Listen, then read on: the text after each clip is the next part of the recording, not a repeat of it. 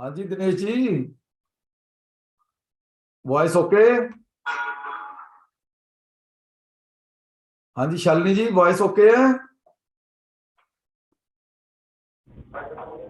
हाँ जी हाँ असली। जी, आवाज आ रही है जी। ओके ओके, चलो ठीक है जी। वो हमने यूट्यूब पे जब लाइव कर दिया, बस 10 मिनट में शुरू करते हैं। हाँ असली सुभाष जैन। हाँ जी नमस्कार सर। सर नमस्ते जी, ठीक हो? हाँ जी हाँ जी हाँ जी। बहुत एफर्ट कर देंगे। Thank you sir. Really appreciate. Thank you sir.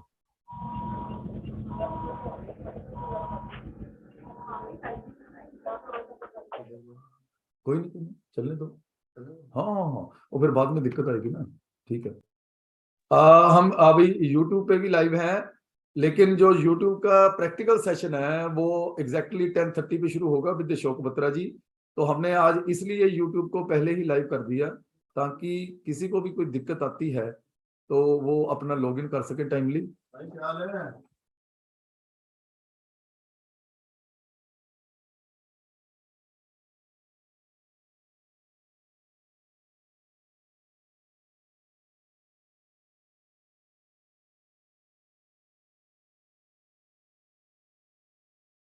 तो YouTube में हमने इसलिए लाइव किया है 10 मिनट पहले, ताकि ये जो 10 मिनट का पहला सेशन होगा, जो बाद में अगर YouTube को व्यू करेंगे काइंडली इसको इग्नोर करें, क्योंकि ताकि किसी को कोई दिक्कत ना है। जो हमारा मेन सेशन है वो YouTube पे ही स्ट्रीम होना है। जूम पे तो हमने जो कमिट किया था वो लिमिटेड वर्जन पीपल ही हैं। जैसे जो हमने कहा था कि जो फर्स्ट इनिशियली 300 पीपल हमें रजिस्टर्ड करेंगे, विदाउट सीइंग कि वो किस कम्युनिटी को बिलोंग करते हैं, चाहे वो चार्टर्ड अकाउंटेंट है, नॉन चार्टर्ड अकाउंटेंट है, एडवोकेट्स हैं, तो we will send the link to 300 people after getting the data from Google form.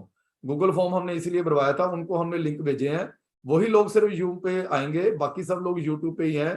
तो अगर यूट्यूब में फिर भी आपको कोई दिक्कत आती है तो काइंडली मेरे को व्हाट्सएप पे एसएमएस कर दें। वैसे दिक्कत आनी नहीं चाहिए।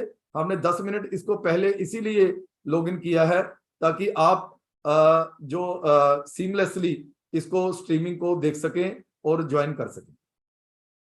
बस हम एग्जैक्टली 10:30 पे अशोक बत्रा जी के साथ स्टार्ट करेंगे।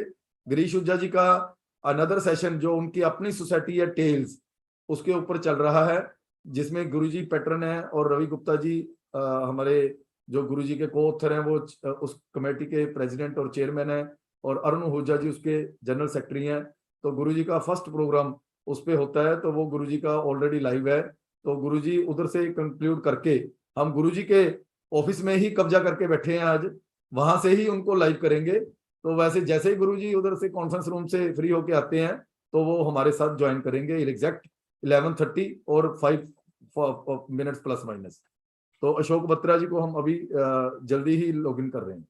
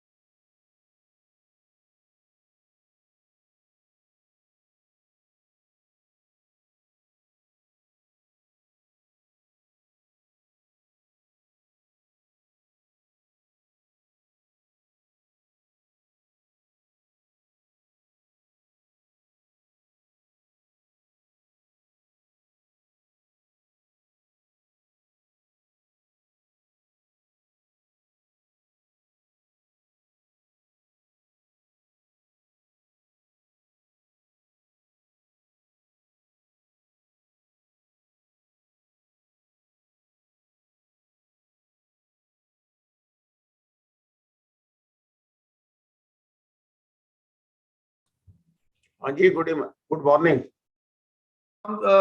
बत्रा सर, बस शुरू कर रहे हैं सर 1 मिनट में। अभी 10:31 हुए हैं। इधर यूट्यूब ओके हो रहा है?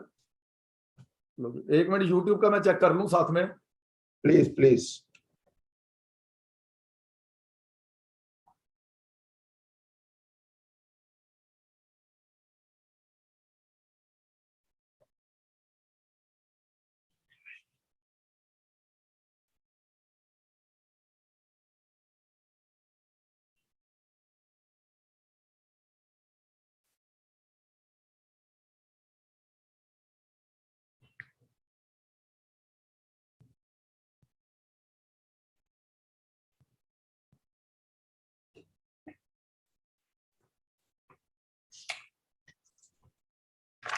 मैं आप सब लोगों का स्वागत करता हूं। हमारे साथ गुरु जी की, जैसे कहते हैं ना कि मतलब छवि, वो उनके पार्टनर मनीष गर्ग जी भी ज्वाइन कर चुके हैं।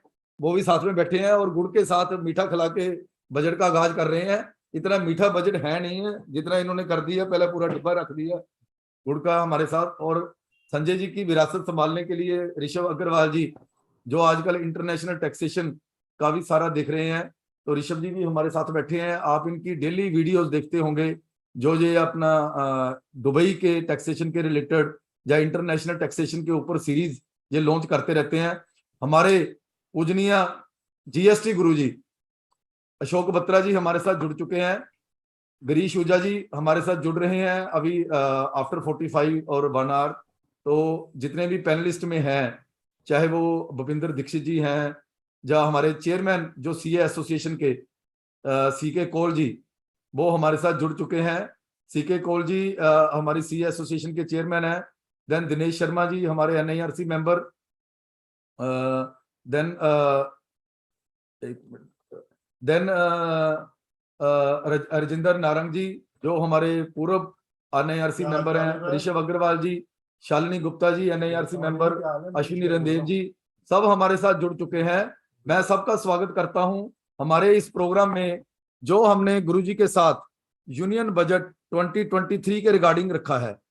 आप सब लोग गिरीश ऊजा जी से और हमारे जीएसटी गुरु अशोक बत्रा जी से इस बजट के बारे में क्लोज बाई क्लोज डिस्कशन सुनेंगे।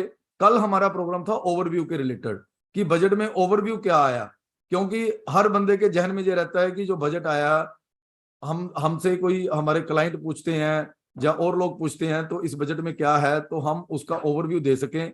आज close by close discussion like professionals होगी, कि प्रोफेशनल पॉइंट के व्यू से किस क्लोज में क्या चेंज हुई है। तो आज मैं ओपनिंग रिमार्क्स के लिए हमारे कौल साहब को रिक्वेस्ट करूंगा कि वो ओपनिंग रिमार्क्स हमें 1-2 मिनट में शॉर्ट रिमार्क्स दें, तो फिर हम अशोक बत्रा जी के साथ सेशन की शुरुआत करेंगे। CK Kaul sir.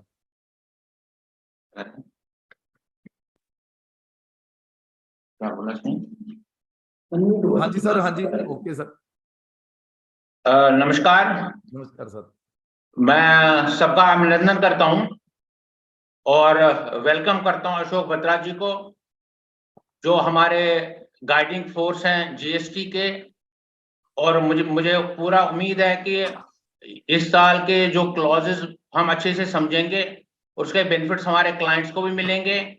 और मैं पूरी फ्रेटर्निटी की और अपनी जर्नलिस्ट एसोसिएशन की ओर से उनका थैंक्स करता हूं, क्योंकि we feel very strong when we explain these things with much more clarity, and with that clarity we pass on clearly to our clients, and that adds image to all the fraternity members. With this, I thank all of you and request Batra ji to start the discussion. पहले हमारा वो session होगा GST के related. Batra जी से जैसे हमने कल भी रिक्वेस्ट की थी कि first of all Ashok Batra ji हमें बताएंगे कि क्या इसमें जीएसटी के रिलेटेड तो आजकल चेंजेस आती नहीं, कम आती हैं, जहाँ कस्टम के रिलेटेड। और फिर भी हमारे पास अगर कुछ टाइम बचेगा तो बत्रा जी जितनी भी amendments in the last year हुई हैं, इंपॉर्टेंट अमेंडमेंट, उसके बारे में काइंडली हमें गाइड करें। आदरणीय अशोक बत्रा जी।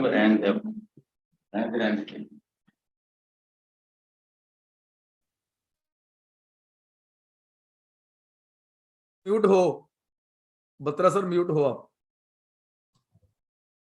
Good morning to everyone. And thanks to VOCA and other organizations who are organizing this seminar.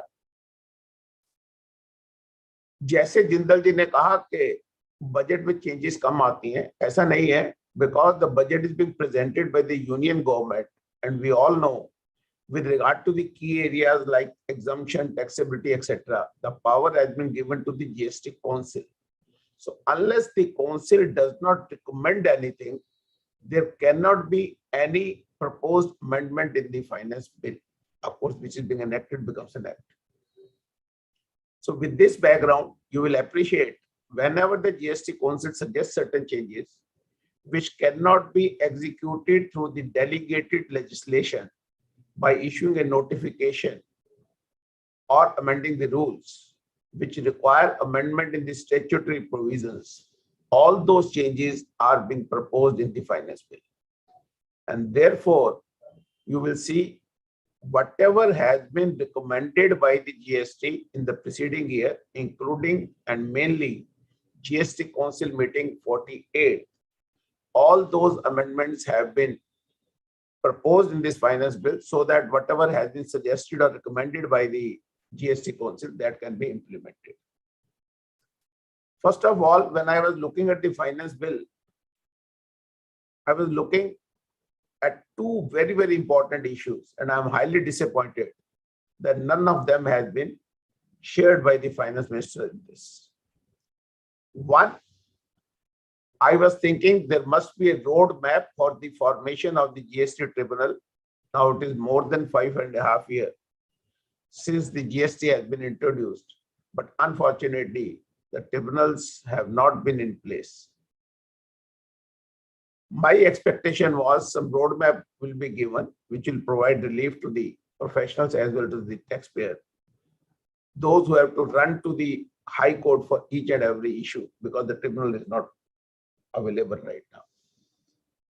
The second disappointment is we were expecting there will be some amnesty scheme.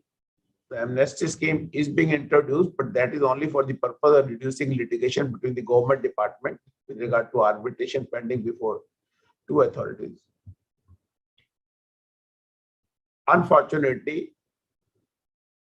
that is also not being addressed in this budget. And we all know that this law has been amended so frequently in the past 1.5 years that even the professionals who are dealing into GST only were not able to cope with the changes. And because of that, certain inadvertent errors have been done by the professionals or maybe by the businessmen.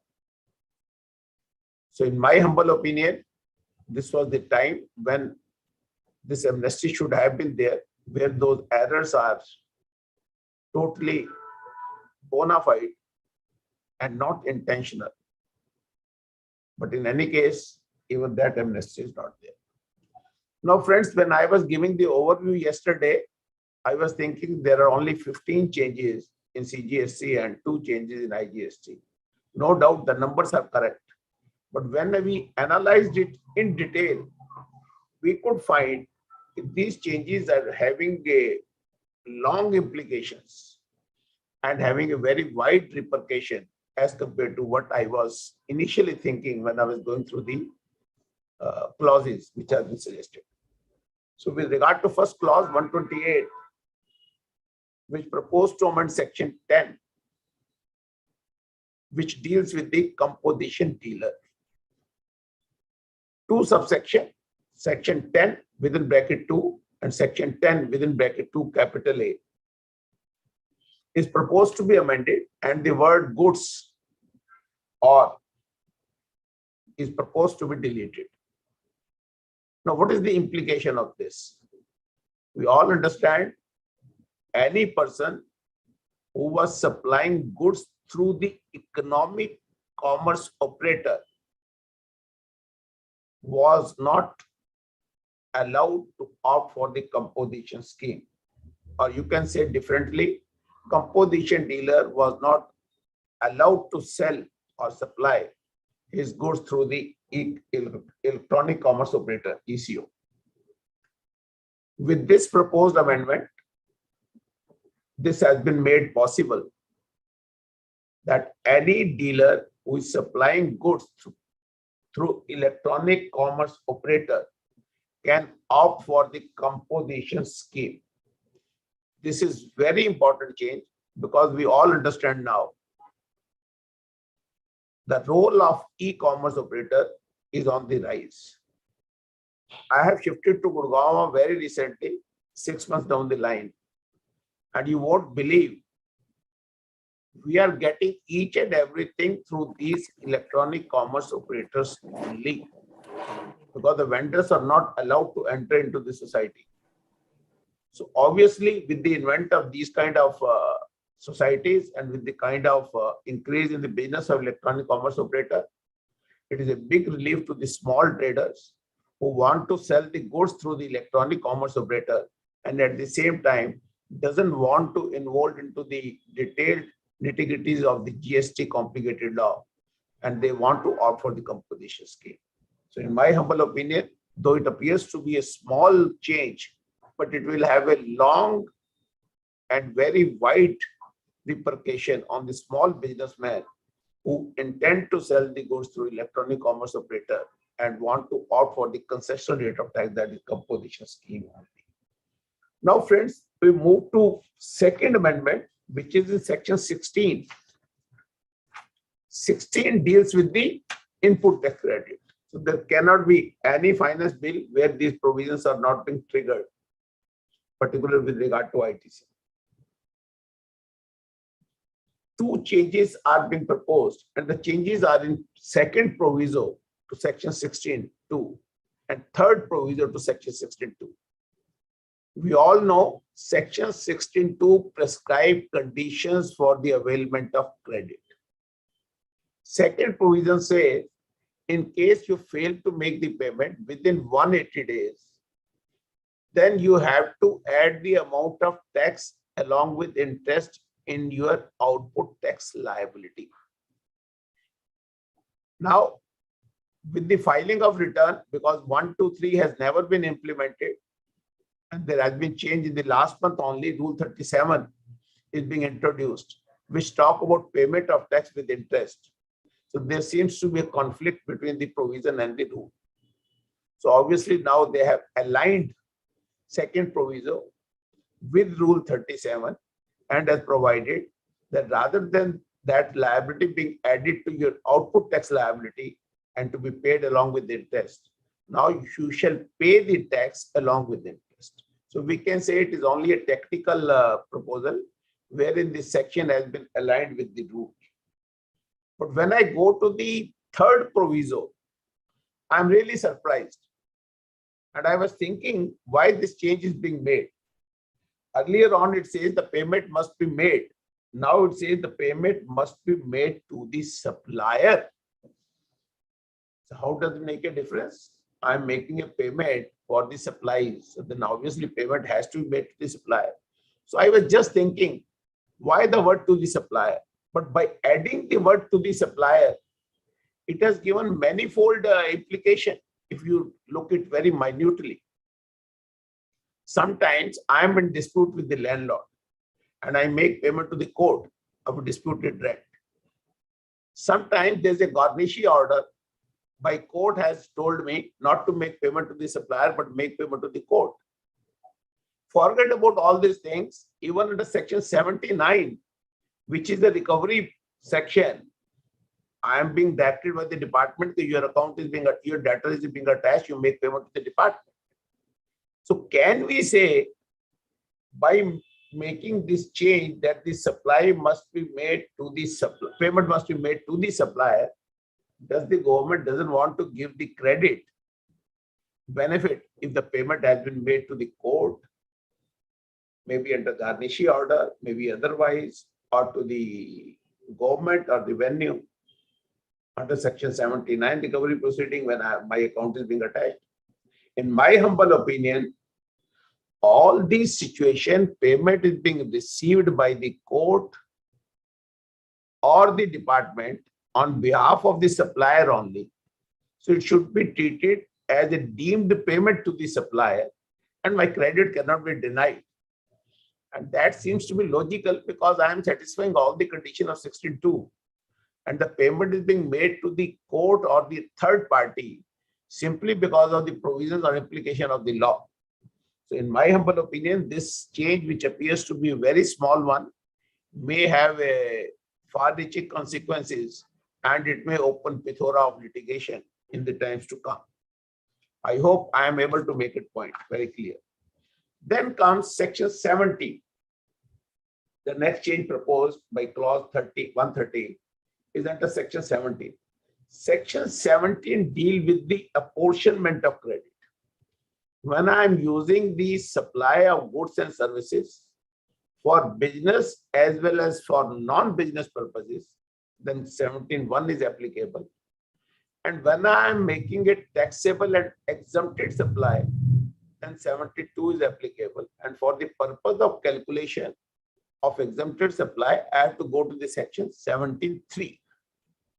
I'm sure now everybody is involved into GST. Everybody will appreciate this. This is a simple proposition of law and everybody will agree with it. So once section 73, the change which is being proposed is all activities which have been specified in schedule 3, which are not being treated either as supply of goods or a supply of service, they were not to be considered for the purpose of calculation of exempted supply. Kindly appreciate, very important. So they said all those activities except para 5. Now what is para 5? Para 5 talk about sale of land, building subject to 5B of schedule 2. That means when I am making sale as a builder, I was supposed to include that value for the purpose of calculation of value of exempted supply, because this common supply has to be apportioned. What my taxable services bears to the total turnover, or disallowed what my exempted services bears to the total turnover. So this was the position in law. But now what is being suggested? They say can not only para 5, but para 8A shall also be considered for the purpose of calculating the exempt supply. What is para 8? Para 8 talk about the situation when I am selling the goods from bonded warehouse to anyone. So bonded warehouse is being treated as a foreign territory. So it is not subject to tax and not subject to GST, obviously. So once I am doing that activity and there is a turnover of that sales in my books of accounts, so that supply or sale shall be considered as part of the exempt supply, meaning thereby any supply received exclusively for making sale from the bonded warehouse, no credit, and proportionate disallowance with regard to the common services which has been used for the purpose of making this sale. So that means the scope of ITC has been further reduced, and the activity which has been specified in para 8A of schedule 3, that is sale from bonded warehouse, shall also form part of the value of exempt supply for the purpose of reversal of credit for the purpose of subsection 1 and 2 of section 17. I hope this is clear now. Now, friends, third very important change that is being proposed in 17(5. A clause FA is being proposed to be added. What is that FA? They say that whenever you are incurring any expenditure on corporate social responsibility in terms of section 135 of the Companies Act, your credit will not be allowed. We all know that this issue has been subject matter of litigation, and couple of advanced authority rulings have been in favor of the SSC and some of them are against the SSC. Now, whatever has happened in the past can be subject matter of dispute, but from the day when this section will be notified, enactment will not be the date when the section will be notified. We all understand in GST law, it has to be notified once the law is being enacted. So from the date of notification of this section, there is not even an iota of doubt that you are not eligible for claim of ITC on the expenditure incurred under corporate social responsibility. And it will affect all those companies which are governed by that provision. Now, the only dispute is, because this section may come into picture after 6 months from now, what will happen if I have already incurred? In my humble opinion, it will have only prospective implication, not retrospective one, because it is creating a levy. It reminds me of Supreme Court judgment in the case of Martin Lottery, wherein they say that once you are creating a liability, then it has to have only a prospective implication. So in view of that prospective implication, in my humble opinion, this credit may be availed till the date this section is notified, but then there is no doubt about it. Once it is being notified, this credit shall not be made available. Another far-reaching consequence has been made in section 23. It is really important to understand because this section is being amended retrospectively with effect from 1st July 2017. 2017 1 जुलाई जिस दिन से GST लगा उस दिन से आया. It says notwithstanding anything contained in section 22 or 24. So it has been given an importance in case of any conflict between the two. 23 shall prevail. And what is 23? 23 section talk about persons who are not liable to get themselves registered.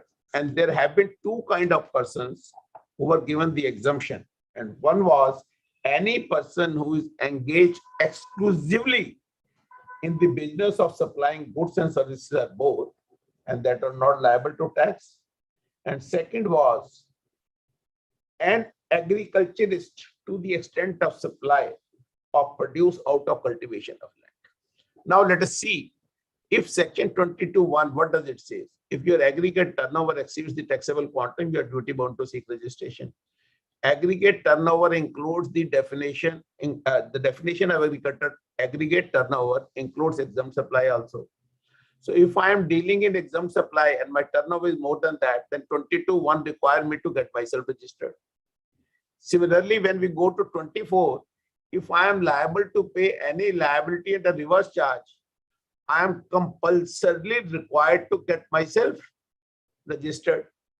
If that being so, if I am dealing in exempt supply, let us take a very practical example. I am an educational institution, or I may be a hospital where I am engaged in 100% supply, which is exempted. Am I liable to get myself registered? Which section will prevail?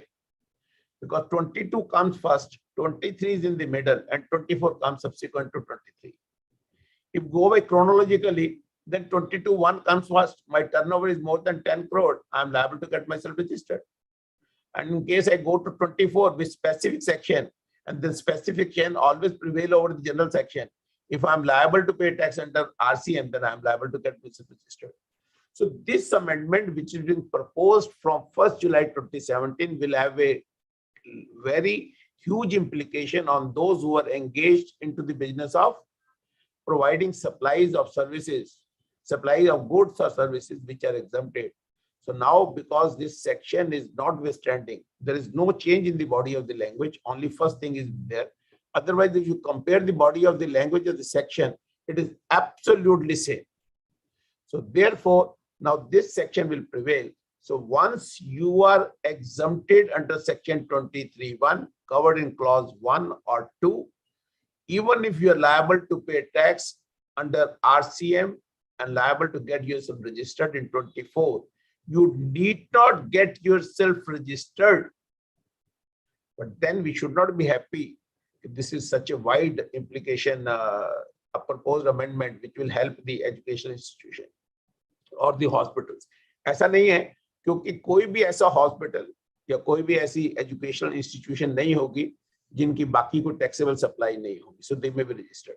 But all those small educational institutions and hospital which are engaged into the business of only providing exempt supply, this is a very, very big change, providing relief to them in a way I know a couple of such persons who are not registered. So in my humble opinion, it is an amnesty for all those hospitals and educational institutions. Then friends, now I am dealing with clause 132, 133, 134 and 135 collectively. We all understand, in case I have not filed my GSTR 1, GSTR 3B, GSTR 99C or GSTR 8, I can file it with the late fee. But then there was no time limit till what time I can file these returns. 37 deals with GSTR 1, statement of outward supplies. 39 deals with the filing of return. 44 is annual return. And then 52 is the return to be submitted by the ECO, Electronic Commerce Operator, in GSTR 8. So the time limit is being proposed, and the time limit is 3 years from the due date of filing the return. Because in all the 4 cases, the due date of filing the return is different. So they will not coincide on a single date. It will be, for example, I am monthly filer of return. Then I have to file after 3 years from the due date. For the month of April, this period will come to an end on 3rd, let us say April 22, then April 25. Similarly, for other months. Now, the government has also taken the power to grant exemption to a person or to a class of persons to whom they will permit to file the return even after the expiry of 3 years. When I was reading this, it appears to be simple. On the recommendation of the GST Council, they have brought out this section. But what is the purpose of it? What purpose it is going to serve? And what are the consequences of this? If you look at the law, then according to the provisions as existed today, I cannot file my GSTR 1 for the subsequent month if I don't file for the previous month. I cannot file GSTR 3B unless otherwise I file GSTR 1 of the month. You are saying that you can file after 3 years. What kind of consequence it will have? And cancellation provision, in case I fail to file my return for 6 months continuously, even then my RC is being cancelled. So where can be a dealer who is not filing his GSTR 1, 3B or GSTR 8 or annual return for 3 years and he still survives on the record? In my humble opinion, it is practically not possible. Then what are the consequences? So let us assume my RC has been cancelled, it has been restored after 3 years, and then I can file the returns. I may not file the returns. What will be the consequences? It is a self-assessment design. I am supposed to pay the tax, calculate my output tax liability, claim the credit and pay the tax accordingly. If that being the situation, do you want to say you will not file GSTR 1, so that will be considered as a deliberate or the bona fide intention? Maybe it is being not permitted by the law. Then you cannot take advantage of 73(5) or 74(5). Or maybe you are subject to penalties and prosecution positively, because that itself will say you are not following the law, intention is very bad. But according to my humble understanding and according to my practical experience, there cannot be any situation where I don't file these returns and I still survive and my number is not being suspended and ultimately cancelled. चलिए sir, सरकार ने कर दी amendment, उसके लिए 37(5) डाल दिया गया, 39(11) डाल दिया गया सेक्शन 39 में, 44 में कोई सबसेक्शन नहीं तो उसमें सबसेक्शन 2 डाल दिया गया और पूरी बॉडी ऑफ द सेक्शन है उसको 1 का नंबर दे दिया गया. And then they have inserted subsection 15 in section 52, which is electronic commerce operator. So this kind of amendment, which has got no meaning, maybe they have only one thing, that GSTN portal will not be required to keep that record, etc. And they may have some technical issues where they get some help in the GSTN portal. But according to my understanding, have no implication whatsoever in practical field. Then friends, the next change, which is being suggested in section 54. We all know section 54 deals with the refund of tax. And the section which is supposed to be amended is subsection 6 of section 54. Now, it talk about issuance of refund 90% to the extent of refund which is applied. And because it referred to the term provisionally accepted input tax credit, which was the mechanism proposed when 1, 2, 3 was there. Initially, it was a provisional credit, and then when the recipient gives a clearance, it becomes a final credit. Now, because it is all self-assessed credit which is being given, so it is only a technical amendment wherein the reference to the provisional accepted input tax credit words have been removed and self-assessed words have been added. Otherwise, there is no implication so long as the quantum of refund and other things are concerned. Then, friends, comes another important amendment in section 56. Section 56 deals with the calculation of interest on refund. यहाँ दो changes की हैं, इसको थोड़ा समझने की कोशिश करेंगे. पहला इसमें ये लिखा था कि you are required, the fund will be granted after 60 days from the date of filing the application. Now this is beyond delay of 60 days. In my humble opinion, it has got the same meaning. In case my application was defective, when I cured the defect, that is the day when the application is deemed to have been properly filed. And beyond 60 days after the delay, that means the delay which is attributable to the assessee, that will be not counted. And once the proper application is there, then only 60 days period will start. And after that 60 days, you will be entitled for the interest. And in case you get the refund within 60 days. But when you look at minutely, then you say that they can prescribe the manner of computation of period of delay. So this manner of computation was not there in 56.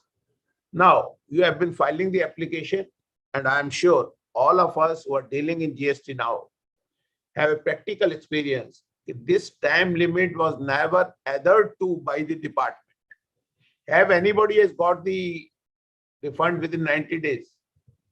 90% of refund within 60 days. So I think they have enabled them to draft the rules wherein they will give directions to the department and maybe issue some SOP wherein this refund procedure could be streamlined, because they realize this section is there, but it is not never been implemented by the department. And now with this amendment, they may frame the rules wherein we can take advantage. Then comes, friend, next change which is being proposed, and that change is the section 122. Section 122 deals with the penalties. Now, when it comes to ECO, electronic commerce operator, unfortunately, penalties were missing. So now they say in case the electronic commerce operator allowed to make supply of goods by a person who is not eligible to do so, or he allowed to make interstate supply of goods and services, where that supplier is not eligible. I have opted for the composition scheme. I want to make interstate supply of goods, not permissible. So the compliance of the same, and in 52(4), he has to file GSTR 8, giving all the detail. In case it does not comply with the three situations, it is electronic commerce operator who shall be subject to penalty. Supplier may be subject to penalty independently, but now electronic commerce operator shall also be subject to penalty in case it does these three compliance, and that is to the extent of 10,000 rupees or the amount of tax involved. When it comes to tax involved, because now composition dealers are also allowed to make supply, they say when we calculate the quantum of penalty, we will assume that every supply has been made by a normal registered dealer. If that being the situation, this is how the interest will be calculated, not at the concessional rate at which the composition dealer is liable to pay the tax. Then, friends, industry was demanding we have never seen in post-independent era that so many arrests have been made for non-compliance of the provisions of indirect taxes. We all know VAT was there, service tax was there, excise was there, and these kind of non-compliances were there in all the laws. Whether there have been so much of arrest, Delhi VAT में मुझे याद है कि मैंने अपने 35 साल के career में सिर्फ 2 अरेस्ट देखी। सर्विस टैक्स में मैंने शायद एक भी अरेस्ट नहीं देखी, एक्साइज में मैंने जरूर कुछ देखी थी, but now the kind of arrest which has been made in GST era is unparalleled. Now it is touching a figure of plus 800. I'm talking about only the businessmen. I'm not giving the figure of the bureaucrats or the professionals. More than 100, 800 plus businessmen have been put behind the bar. And the average period of imprisonment before bail is more than 45 days. So the industry was saying decriminalize, but decriminalize kya kiya gaya? GJK 132 subclause G, J and K. This talk about 3 things: when you prevent any officer in the discharge of his duty, or you tamper or destroy any material evidence which are required for the purpose of investigation, or third, when there is a failure to supply the information or false information being supplied to the revenue. So in all these 3 cases, they say there will be no prosecution now. So once prosecution is not there, can there be a compounding? Certainly not. So obviously, corresponding amendment has been made in 138, which we will deal when we will come to the next amendment. So in this case, these 3 offenses have been decriminalized irrespective of the amount. Amounts is may involve tiny. If you look at the nature of the offenses, so they are basically to prevent the investigation or to interrupt the investigation or to mislead the investigation. So it is a big relief. In any case, decriminalization is being done. And another good thing they have done, whatever offense you are committed wherein you are liable to be prosecuted. For example, when we talk about A, B, C, D, then we talk about 4 situations. I am issuing the invoice without supply. I am claiming the credit without receipt of goods. I am claiming the refund which is not eligible, erroneous refund or fraudulent refund by the exporters mainly. Or I have collected the tax and failed to pay. So now they say irrespective of the offense, except when you are issuing the invoice without supply of goods. This is one particular activity which the department doesn't want you to engage in or do it, because that is the root cause of all the ills of the GST, claim of credit. I'm talking, when I talk about ills in context of TDS, in context of ITC. So in the context of ITC, तो उन्होंने ये कह दिया कि एक इस part को छोड़ के बाकियों सबका कहीं भी prosecution नहीं होगा if the amount involved is up to 2 crores. So earlier on this limit was 1 crore. So now you can say, because most of the professionals were asking me a number of questions and my client has been given a summon under section 70, should I accompany him, should I not accompany him, what can he do, he's fearing there may be a manhandling also, there may be mistreatment by the officers and all that. So in any case, once that fear of arrest is gone, some relief. I was expecting some big relief, but unfortunately, the relief is only increased from 1 crore to 2 crore rupees. Then, friends, comes another amendment, which is under section 138. As we know, 138 deals with the compounding of offense. Language being simplified, clause B omitted, A modified, and a couple of other changes. The net effect is, when I am committing GJK, obviously there is no question of any compounding now because it is not subject to prosecution. तो उनको उस language को align कर दिया गया, A और B को merge करके एक clause में कर दिया गया. And secondly, they have made changes in the quantum of compounding fee. Again, I am saying any dealer who is indulged into issuing of invoice without supply of goods cannot claim the benefit of compounding of offense also. So that means he has to be prosecuted. There is no choice. वो compounding में भी नहीं जा सकता. So this issuance of invoice without supply of goods is one particular activity or one transaction where the department has not shown any mercy. There is no reduction in the volume of amount when evaded. You can be subject to prosecution. Even he is being debarred from claiming the benefit of compounding of offense also. Then friends, second change which they have suggested is quantum of compounding fees. That has also been made more rational. Earlier on, the minimum amount of compounding fee was 10,000 rupees or 50% of the tax input. And the maximum amount of compounding fees was 30,000 rupees or 150% of the tax involved. Now they say minimum amount of compounding fees will be no reference to the amount, 25% of the tax, and the maximum amount of compounding will be equivalent to the amount of tax involved, 100% of the tax. So that means maximum, which was 150%, has been reduced to 100. Minimum, which was 50%, has been reduced to 25%. So it's a big relief. But we all know when we go for compounding, we have to pay the tax, interest, etc. first.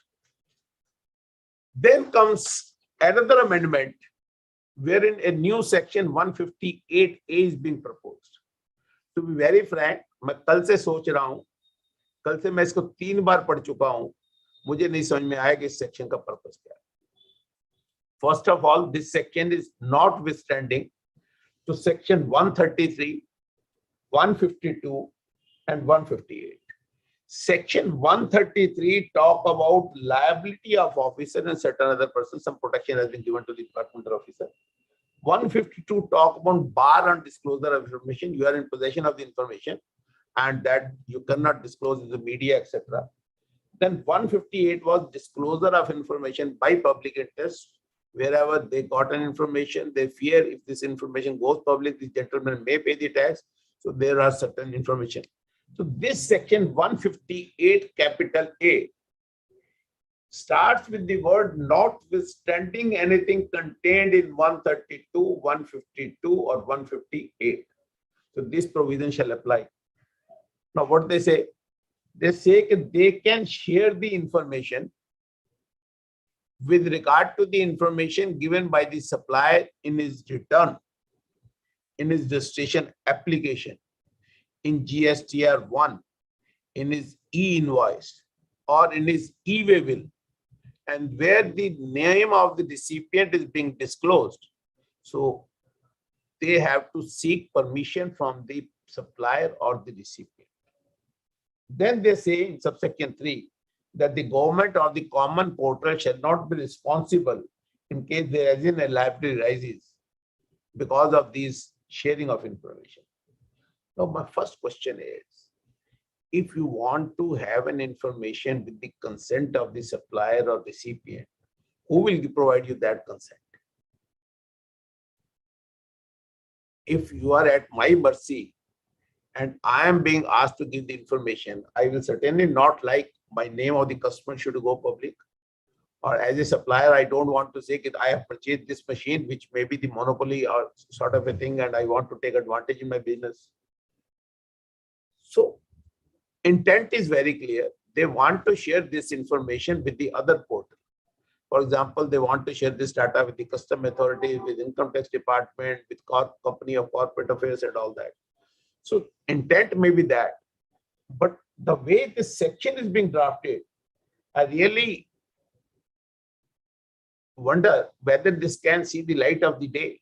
If you want to seek my approval, I will be the last person to give you an approval.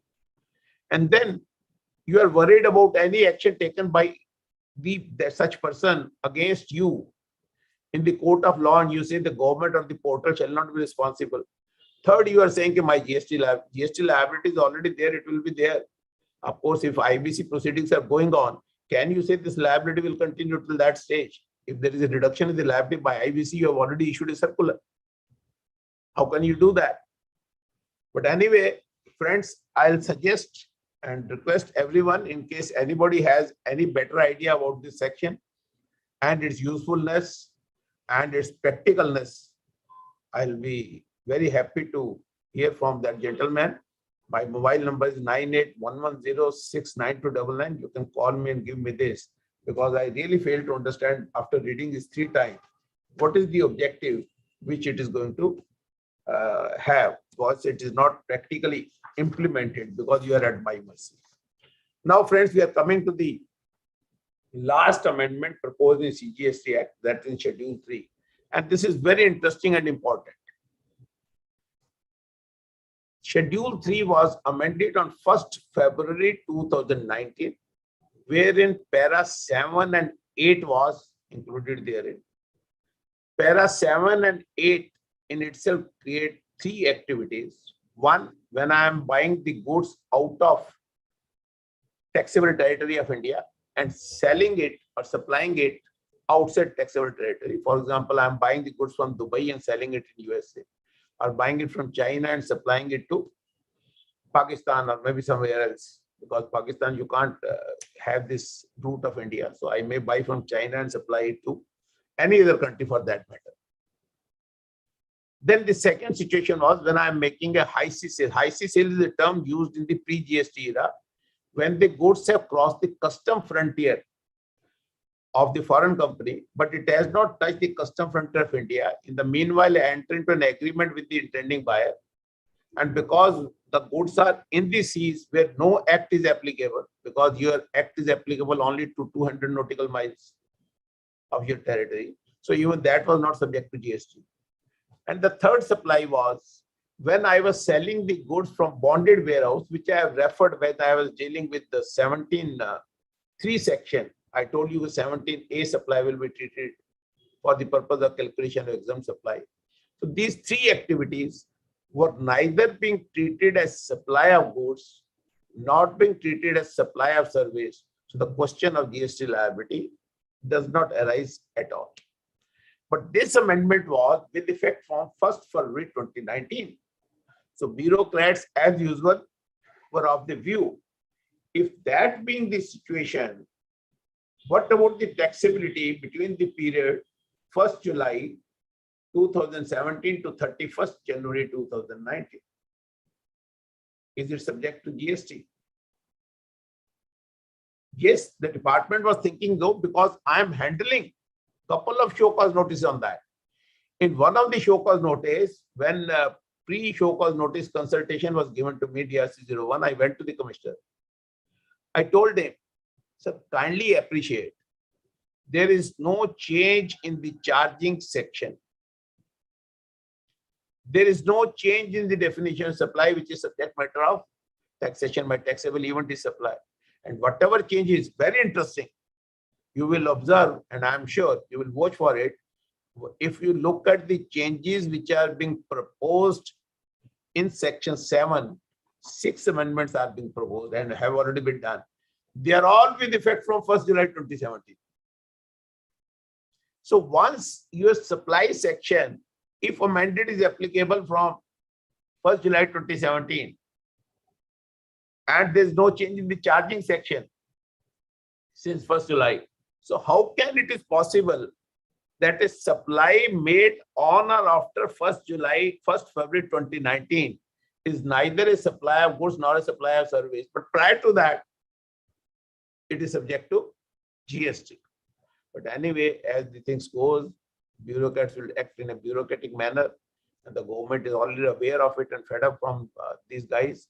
Therefore, all faceless assessment, faceless appeal and everything. And now even in GST, your restoration of RC without intervention of the proper officer, if facilities being provided in case it's been cancelled for want of filing the return, you file the return, you can automatically restore the RC.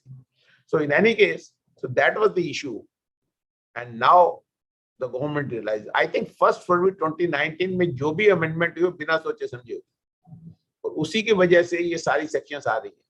अभी हम बात कर रहे थे, पहले भी एक section की जब 1st February 2019 आया था, अब फिर 1st February 2019 से ये अमेंडमेंट आई थी, and now the department is saying that this amendment shall be deemed to have been effective from 1st July. चलिए वो तो ठीक हो गया, जो शो कॉज नोटिस हैं वो ऑटोमेटिकली मेरे रिजॉल्व हो जाएंगे, डिसाइड हो जाएंगे मेरी फेवर में.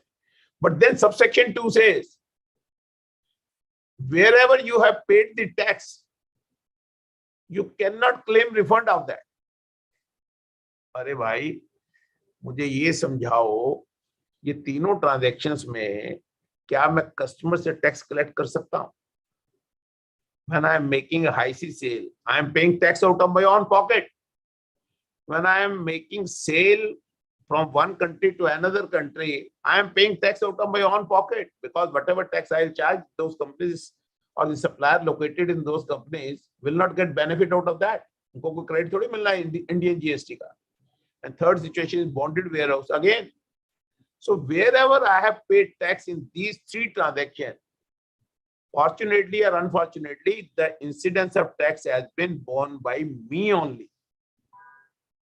And if I have borne the tax and you have collected it, Article 265, no tax can be collected without authority of law. Can you get enriched at the cost of the public at large? And by stating this, that you will not be refunded that amount, I think it is not only against the legal provisions or the Constitution of the India, but it is against morality or ethics also. So this kind of provisions are now very common in GST. So I want to appeal to the government, wherever the incidence tax has been borne by the person concerned, and he was complying with the provisions of law because of the threat of your bureaucrat, or because he want to cooperate with the government and he believe in whatever you write, right or wrong, and is paying the tax, he should not be put into a situation where he is worse than the defaulters. So those who are not even paying the tax, they are not liable to pay the tax, but those who have paid the tax, and obviously they have borne the incidence of tax, that is very, very important to emphasize. If I have collected from somebody, okay, fine, he might have taken the credit in most of the situation. In B2B transaction, positive. But in this kind of situation, these kind of provision, according to my humble understanding, these provisions must be challenged in the court of law, and the government must be asked to refund the money which they have illegally collected from the suppliers or the taxpayers of this country. Now, friends, with this, we have come to the end of our one part, that the amendment suggested in the CGST Act.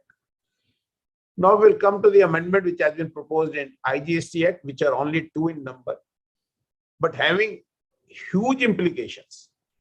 लगती बड़ी छोटी-छोटी amendment है, पर खतरनाक घाव करके जाती है. पहली amendment उन्होंने की, they want to change the definition of non-taxable online recipient and online information database access and retrieval services, which is in clause 17 of section 2. If you look at these two changes, online taxable, non-taxable online recipient, earlier on government, state government, local authority, governmental authority, any person or other person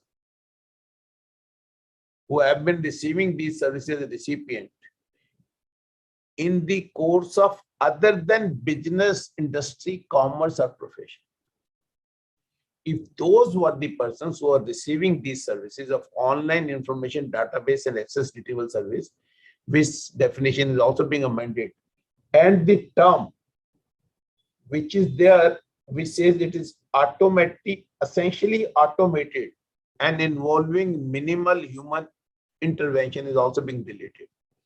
So the online information database access services, which includes iCloud services, internet advertising, e-books, your e-music, e-Netflix, e-movies, Netflix वगैरह, Amazon वगैरह, e-books जो आप खरीदते हैं, advertisement जो internet पे है, so उसकी definition में ये term हटाने से, that is essentially automated and involving minimal human intervention, the scope has been widened.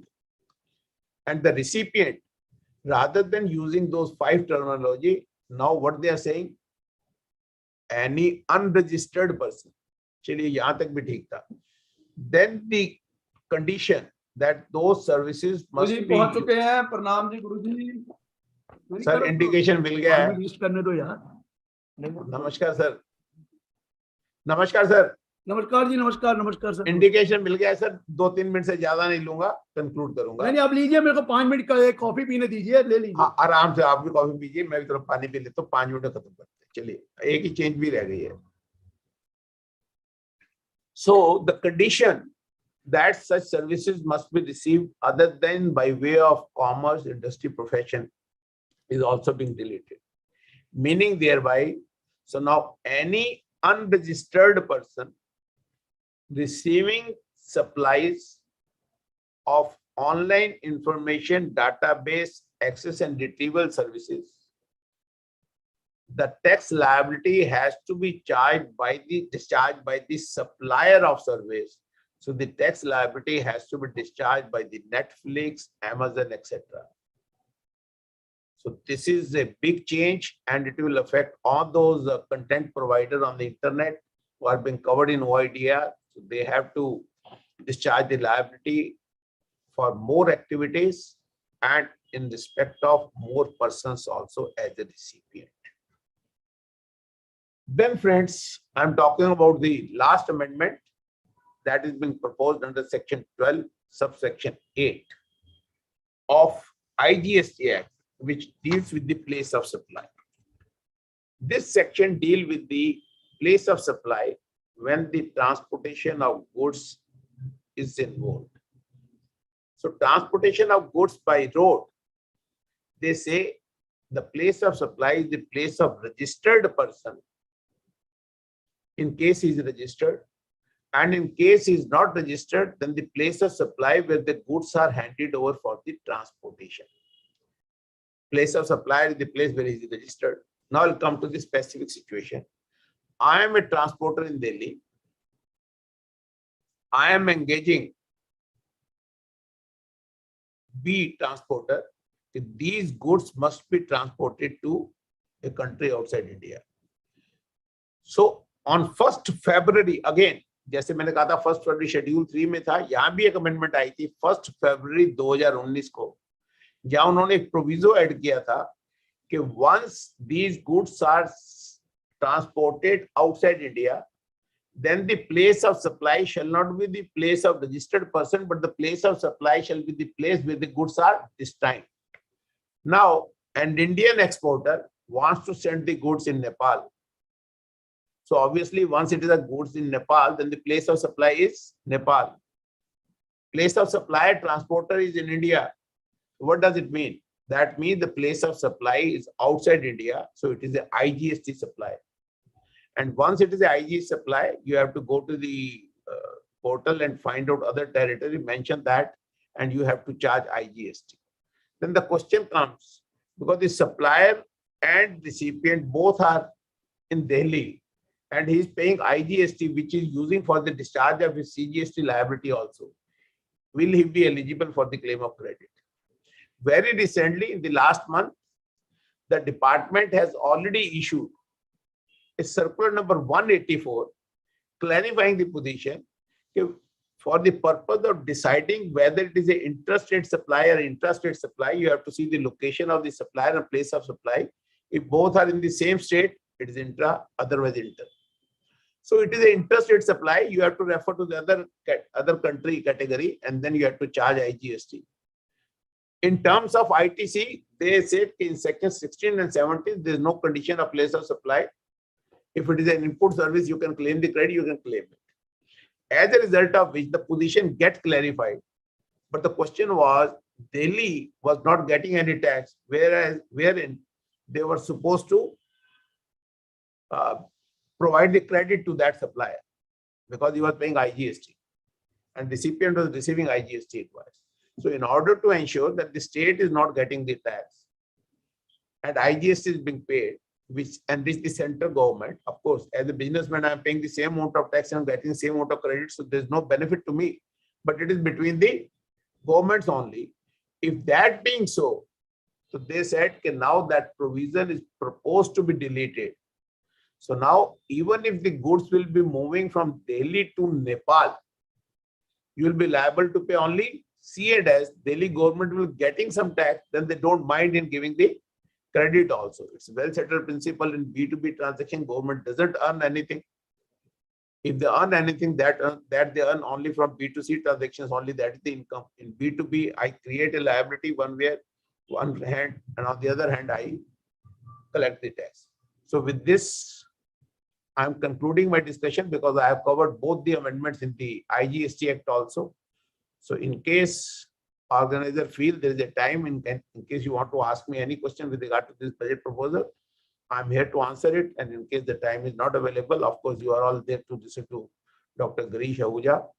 Undoubtedly, there are huge number of amendment in income tax. Yesterday, मैं इनको सुन रहा था overview में, तो मुझे भी लगा कि changes बहुत हैं. So without wasting any time, I'll hand over the proceedings to organizers. Over to Ashwini Jindal ji. And thanks to each and just a minute. And thanks to each one of you for listening me patiently and providing me patiently. Thank you. Thanks a lot. Thank you very much sir. Guruji हमारे साथ join कर चुके हैं. तो आज हमने गुरुजी का office पहले ही कैप्चर कर रखा था. तो आज जैसे मैंने कल आपको अनाउंस किया था, कल वाला सेशन तो एक स्नैक्स सेशन था. आज का फुल कोर्स है जिसमें गुरुजी ने कल 114 अमेंडमेंट बताई थी. आज शायद 122 है. इसके बाद गुरुजी के साथ हमारे जो गुरुजी के को ऑथर हैं, गुरुजी के स्टूडेंट भी हैं, गुरुजी के पार्टनर भी हैं. तो वो भी रवि गुप्ता जी भी हमारे साथ 1 बजे जुड़ेंगे. जब वो उधर का सेशन खत्म करके आएंगे उनके साथ भी हम रूबरू होंगे 5-10 मिनट के लिए. उससे पहले हम गुरुजी को डिटेल में सुनते हैं कि बजट में क्या हुआ, क्या नहीं हुआ. इतनी अमेंडमेंटें, जैसे मैंने कल बताया, मैं भी 100 नंबर दे आया. बाद में जब घर आया, पहले मेरा पोर्टफोलियो अप था, बाद में माइनस हो गया ट्रिपल टाइम. तो उसका क्या इम्पैक्ट पड़ा, ऐसा क्या आया बजट में जो मार्केट को अच्छा नहीं लगा. और लोगों को भी बाद में पता चला कि जो इन्होंने अमेंडमेंटें की हैं 7 लाख जे एक लिफाफेबाजी ही है. ये सारा कुछ आज हमें आदरणीय गिरीश आहूजा जी जो हमारे गुरुजी हैं वो बताएंगे कि इस बजट में जो अमेंडमेंट्स हैं वो हमारे प्रोफेशनल्स के लिए कितनी हितैषी हैं. इससे क्या हमारे प्रोफेशन पे इम्पैक्ट पड़ेगा और सीए की दुकान चलेगी कि नहीं चलेगी. तो मैं अब रिक्वेस्ट करूंगा आदरणीय गुरुजी से कि सर अभी 2 मिनट रुकिए. हाँ 2 मिनट कर लो तो आधे कप चाय पीने तो नहीं पियोगे. मैं वैसे चलो. बोलता रहूंगा बीच में. अगर गुरुजी 1-2 मिनट में चाय पी लें, क्योंकि बाद में इनके 8 लेक्चर फिजिकल हैं. इसके बाद अब पता नहीं इनको आज रोटी मिलनी है कि नहीं मिलनी. तो पहले आज चाय तो पी ले. इससे पहले अगर किसी का कोई पैनलिस्ट में से क्वेश्चन है, मैं रिक्वेस्ट करूंगा कि अशोक बत्रा जी से वो 1-2 मिनट में अपना क्वेश्चन पूछ लें. मैं 1 मिनट अनम्यूट करता हूं सबको. आप अपने आप को अनम्यूट कर सकते हैं. पैनलिस्ट में से कोई क्वेश्चन है तो वो काइंडली पूछ लें. पैनलिस्ट में से किसी का क्वेश्चन है जी बत्रा जी के रिलेटेड? एक क्वेश्चन आंसर सेशन में आया है. उन्होंने कहा है कि please repeat the circular number. Circular number is 184. Batra ji question YouTube पे आया है. यूट्यूब वाला क्वेश्चन 1 मिनट ऋषभ आपसे पूछ रहा है. क्या है जी? सर क्वेश्चन है कि selling a person is selling exempted goods like animal feed. Relevant HSN code is 9010 and 9020.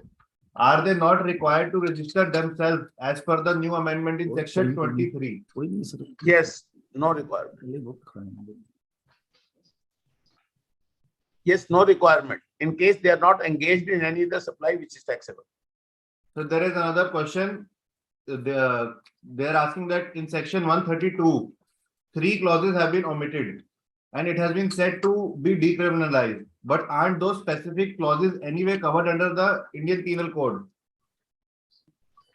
Yes, they are. For example, when you obstruct a public officer in carrying out his duty, it is certainly covered in IPC. If you are giving a false information, then again, I don't want to recall you that incident, but then if wrong information or false information is being given, that is again liable to be penalized under IPC. You cannot forge any document. Okay तो मेरा मुंह उधर करना है, इधर ही बैठना है. नहीं इधर उधर से. अच्छा वो सर Am I clear? लो जी गुरुजी अब फाइनली शुरू कर रहे हैं, जो जिसके लिए मोस्ट वेटेड सेशन हम सब का था। ज्यादातर लोग हमें यूट्यूब पे जुड़े हैं। जैसे मैंने पहले इन्फॉर्म किया है, हम एट द एंड अगर हमारे पास सफिशिएंट टाइम हुआ तो यूट्यूब के क्वेश्चन भी लेंगे, और पैनलिस्ट में से सिर्फ हम 5 क्वेश्चन ही लेंगे, और इसके अलावा यूट्यूब के पहले क्वेश्चन लेंगे। तो मैं रिक्वेस्ट करूंगा आदरणीय गुरुजी से कि वो अपना सेशन स्टार्ट करें। जिंदल साहब, मैं परमिशन लूंगा आपसे टू लीव, बिकॉज मुझे भी कहीं और थोड़ा सा बोलना है। मेरे 8 तो नहीं है पर 4 हैं, तो मुझे भी वो काम नहीं, फॉर्मेलिटी पूरी करनी है। So I would like to take leave with the permission of Guruji, Jindal ji, and everyone who is present here. Thank you very much. Good morning to everyone. Sitting along with me, Ashwini Jindal, the Karta of the CA profession. Of course, CA fraternity का मैं करता ही कहता हूँ. राजेश जी भी sir, sorry मैं Sitting on the left, Rishabh Agrawal, son of Mr. Sanjay Agrawal. जिस दिन ये जाएगा, अभी तो ऋषभ अग्रवाल सन ऑफ संजय अग्रवाल है, सब मैं कहूंगा कि इनका नाम उल्टा हो जाना चाहिए कि ऋषभ अग्रवाल को नाम आया जाए, वो कहेंगे इनके फादर, ये उनका बेटा है। इतना फर्क, अभी बोल रहा है ये उनका बेटा है, ये कहेंगे मेरे बाप के है, तब इनका नाम होगा। वो भी मैं चाहता हूँ, क्योंकि इंटरनेशनल में काफी अच्छा इन्होंने मशहूर हालत कर ली है, लेकिन आपको चाहिए था इंटरनेशनल से पहले ले लेते आप मेरे साथ। चलिए, end of course my partner Manish Garg ji. Sir, हम तो लॉ बना बना के थक जाते हैं, पता नहीं ये कैसे लूप होल उसमें ढूंढ लेते हैं लॉ में, ये बात अलग है। तो चलिए, मैं what I am trying to say is, ये कहना कि बजट खराब है ये मैं नहीं कहूंगा, लेकिन ये कुछ चीजें ऐसी हैं जिसमें आई वाज नॉट एक्सपेक्टिंग, क्योंकि मुझे बहुत जरूर लग रहा था कि ओल्ड रिजीम को वो खत्म करने जा रहे हैं। Practically they were thinking of do away with old regime of taxation, जो वही 2.5 लाख वो वाला जो 5%, 20 और 30% था। बट मैंने इंसिस्ट किया, सर लोगों की सेविंग होती है, लोगों के और डिडक्शंस हैं, एग्जेम्पशंस हैं, why are you saying that we will go for new scheme. लेकिन 99% बेनिफिट जो भी दिया गया वो न्यू स्कीम को दिया, ओल्ड स्कीम को एब्सोल्युटली कोई बेनिफिट नहीं दिया है। The purpose is very clear that आपको नो ओल्ड स्कीम में जाना है तो कई फॉर्मेलिटीज पूरी करनी पड़ेगी, मैं बताऊंगा, लेकिन मैं अब क्लॉज बाय क्लॉज डिस्कशन करता हूँ। देखिए, कुछ चेंजेस तो इसलिए, there are so many changes, क्योंकि सेक्शन 88 कहीं बहुत सेक्शनों में मेंशन था। 88 होती थी रिबेट, वो long back rebate under section 88 हुआ करती थी इंस्टेड ऑफ 80C वगैरह, वो अब खत्म हो चुकी हैं। सो मेनी सेक्शंस हैड सब सेक्शंस रिगार्डिंग रिबेट अंडर 88, उन्होंने उन सेक्शनों को हवाला देकर उसको हटा दिया गया, तो दैट्स वाई उसको कोई लेना देने नहीं है। और कुछ सेक्शन में जहां पर कमिश्नर अपील होता था, because they have brought out the concept of joint commissioner appeal also, तो वहां पर उन्होंने ऐड कर दिया जॉइंट कमिश्नर अपील, इसलिए कुछ सेक्शन ज्यादा नजर आ रहे हैं, लेकिन ऐसा वो नहीं। आइए मैं शुरू करता हूँ। पहला वही है section 28CA, definition of joint commissioner appeal, क्योंकि उन्होंने जॉइंट कमिश्नर कॉन्सेप्ट इंट्रोड्यूस किया तो जॉइंट कमिश्नर अपील का डिफाइन तो करना था, तो उन्होंने कह दिया joint commissioner means a person who has been appointed by as joint commissioner appeal और it includes additional commissioner appeal also, ये तो उन्होंने कर दिया। नेक्स्ट चेंज सेक्शन 2 क्लॉज 24 में है, वो मैं 56 के साथ करूंगा। नेक्स्ट चेंज भी 242 में है, gold converted into gold deposit receipt, electronic gold receipt, वो भी सेक्शन मैं करूंगा 47 के साथ। I will let you know at that particular time also. So पहला सेक्शन 9 है, सेक्शन 9 सबसेक्शन 1 क्लॉज VII। मेरे सामने नजर आ रहे हैं, दिनेश शर्मा जी भी हैं, राजेंद्र नारंग जी भी हैं, मैं नाम लेना भूल गया क्योंकि मैं उस वक्त उधर भूपेंद्र दीक्षित जी भी हैं, कौल साहब भी हैं मेरे सामने, राजेश अग्रवाल जी भी हैं।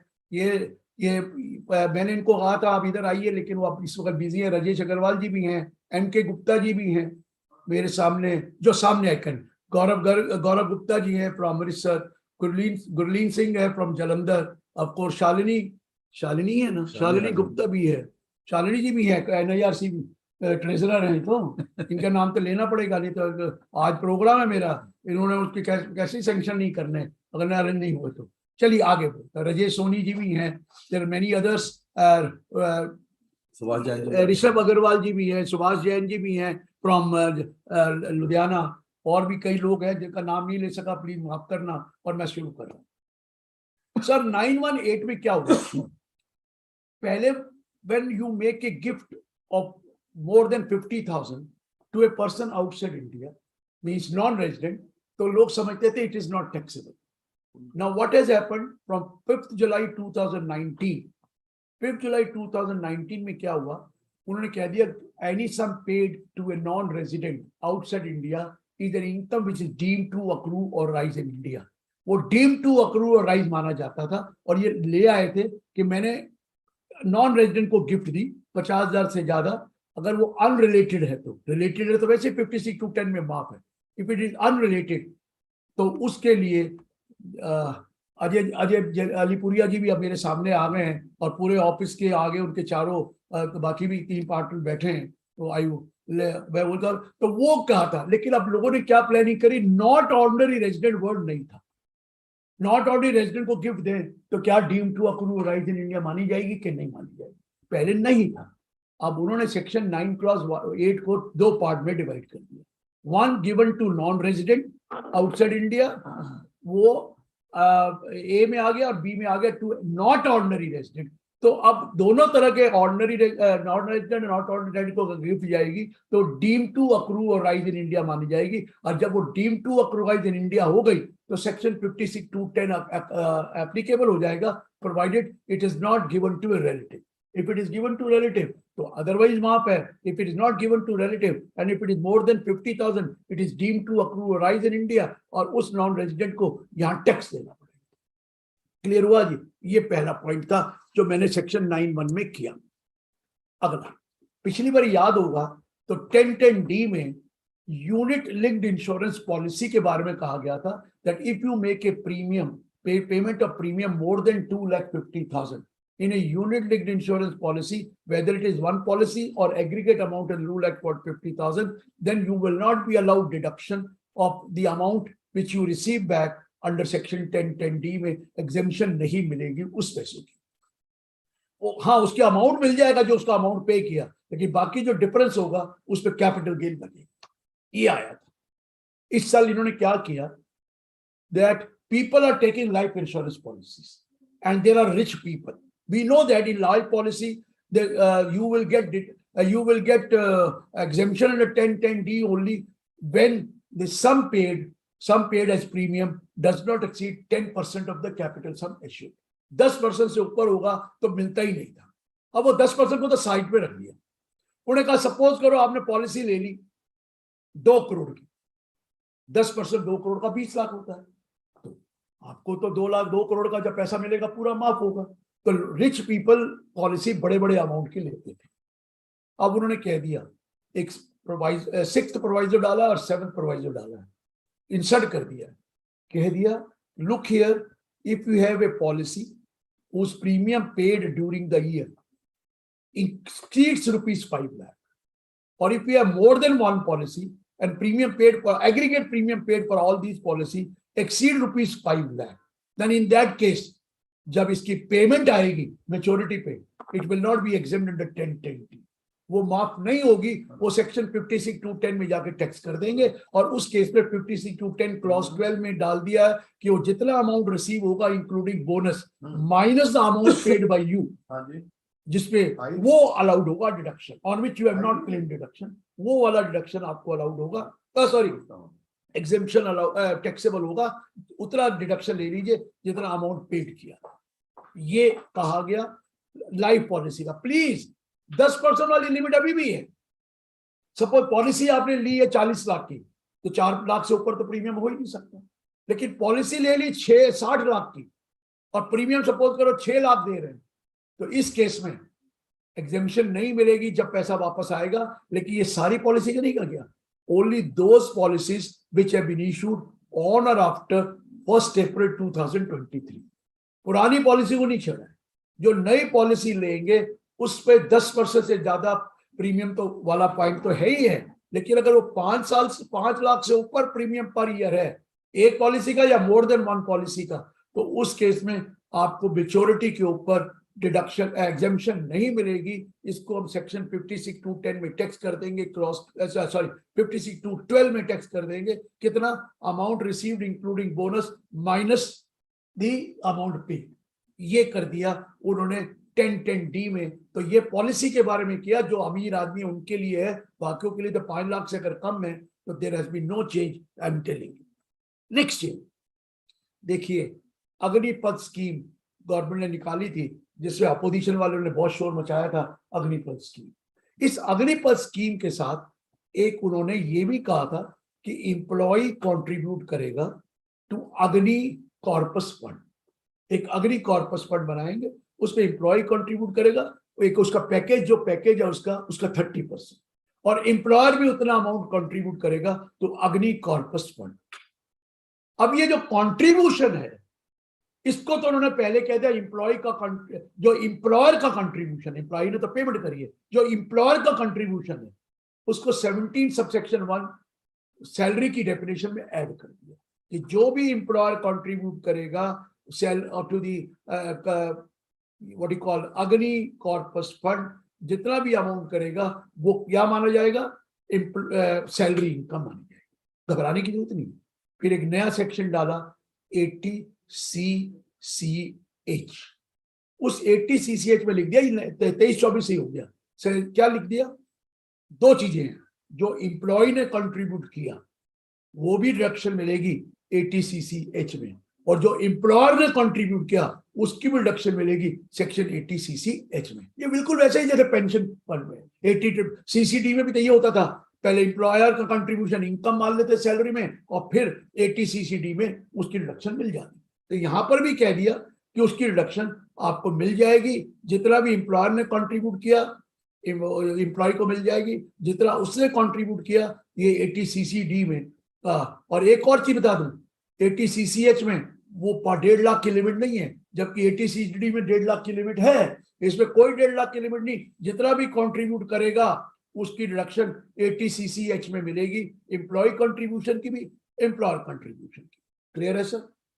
अब जब पैसा वापस आएगा तो क्या वो माफ होगा? हाँ जी, सेक्शन 10 क्लॉज 12C में लिख दिया, any sum received from the Agni corpus fund shall be fully exempt if it is received by the employee himself or his nominee. अगर उसकी डेथ हो गई तो नॉमिनी को मिलेगा, वो एग्जेम्प्ट हो। तो कितने सेक्शन मैंने कर दिए? 10-12C, जब पैसा वापस आएगा उस स्कीम से, अग्नि कॉर्पस फंड से, वो माफ होगा। दूसरा 17(1) जो एम्प्लॉयर कंट्रीब्यूशन है, that will be treated as salary in the hands of the employee. तीसरा 80CCH, employer contribution allowed deduction, employee contribution allowed deduction. चौथी बात और करूंगा न्यू स्कीम में जाकर और न्यू रिजीम में, उसके बारे में भी ये बताऊंगा 80CCH का। तो ये 4 मैंने सेक्शन किए, लेकिन 115BAC में जब जाऊंगा तो मैं बताऊंगा 80CCH की डिडक्शन मिलेगी even if you are under 115BAC, that is new regime, वहां मिलेगी, वो बताऊंगा कहां लिखा है। तो ये मैंने सेक्शन कर दिए आपके साथ, जो सेक्शन 10-12C था वो भी मैंने कर दिया। अभी तक हमारे पास इनकम पे news agency, notified news agency कि टोटल इनकम एग्जेम्प्ट होती है, जैसे प्रेस ट्रस्ट ऑफ इंडिया है, United news agency of India है, उनकी इनकम को एग्जेम्प्ट कर रखा है। लेकिन अब कह दिया है from assessment year 24-25 section 10(22)B जो है shall not be applicable, means exemption will not be given to you, their income will become taxable। ये कर दिया। अब आगे सुनिए, एक जजमेंट आई थी सुप्रीम कोर्ट की, क्या Ahmedabad CIT versus Ahmedabad urban development authority आई थी, ऑर्डर की urban development, Ahmedabad urban development authority order की। उसमें उन्होंने लिखा था कि भाई जो advancement of any other object of public utility है, वहां पर अगर कमर्शियल एक्टिविटी करो तो इफ इट एक्सीड्स 20% तो आपको उसमें एग्जेम्पशन टोटल नहीं मिलेगी, it should not exceed 20% commercial activity. तो उसने इतनी जजमेंट दे दी थी कि देखिए आपका मार्कअप रीजनेबल मार्कअप हो तो आप ले सकते हैं, नहीं तो एडवांसमेंट ऑफ डेवलपमेंट में वो कमर्शियल एक्टिविटी मानी जाएगी। अब नोएडा डेवलपमेंट अथॉरिटी है, अहमदाबाद डेवलपमेंट अथॉरिटी है, डीडी है, और आपके पास हुडा है, ये सारी अर्बन अथॉरिटी पैसा तो कमाती है, कमर्शियल एक्टिविटी है, जब जमीनें बेचती लेके बेचती हैं। उन्हें कहा रीजनेबल मार्कअप होगा तो बनेगी। अब एक सेक्शन 1046 है जिसमें लिखा है कि अगर कोई अथॉरिटी है, कोई बोर्ड है, कोई बॉडी है, कोई कमीशन है, और वो कोई स्पेसिफाइड इनकम है, अगर वो नोटिफाइड अथॉरिटी अपने आप को बुक करवा ले तो उसकी इनकम एक स्पेसिफाइड इनकम मार्क होती है। लेकिन वहां लिखा हुआ है कि वो कमर्शियल एक्टिविटी से नहीं होनी चाहिए, तो वहां पर भी वो 1046 में नहीं आ रहा था। तो कहाँ जाए ये लोग, पैसा तो कमाते हैं। कई और भी डेवलपमेंट ऑर्गेनाइजेशन बोर्ड है जो सिटी टाउन और विलेजेस को करते हैं, तो उसके लिए पैसे चार्ज करते हैं। कोई पब्लिक इंटरेस्ट की भी कुछ एक्टिविटीज करते हैं। तो लॉ ने एक नया सेक्शन डाला है 10 क्लॉज 46A। उस सेक्शन में लिख दिया वेयर द एनी इनकम, अब यहाँ स्पेसिफाइड नहीं, एनी इनकम, एनी में बिजनेस इनकम भी आ जाएगी, any income of any body और authority or any board or any commission by similar name of, which is established by the central or state government ने अगर बनाई है for need of housing accommodation, for development of city, town or villages, for in the activities for the public interest। और उसकी case में क्या होगा कि अगर वो अपने if they make an application and get themselves notified, then their total income will become exempt। तो इसलिए अब ये जो अथॉरिटीज है जो सिटी टाउन विलेजेस की हैं, या कोई आपकी पंजाब में भी होगी पुडा होगी, या हुडा है, गुजरात में भी है अहमदाबाद डेवलपमेंट अथॉरिटी, इन सबको अब नई रजिस्ट्रेशन लेनी पड़ेगी अंडर 1046 से, और नोटिफाई कराना पड़ेगा, तब वो जितना भी प्रॉफिट उनको होगा वो टोटल माफ होगा।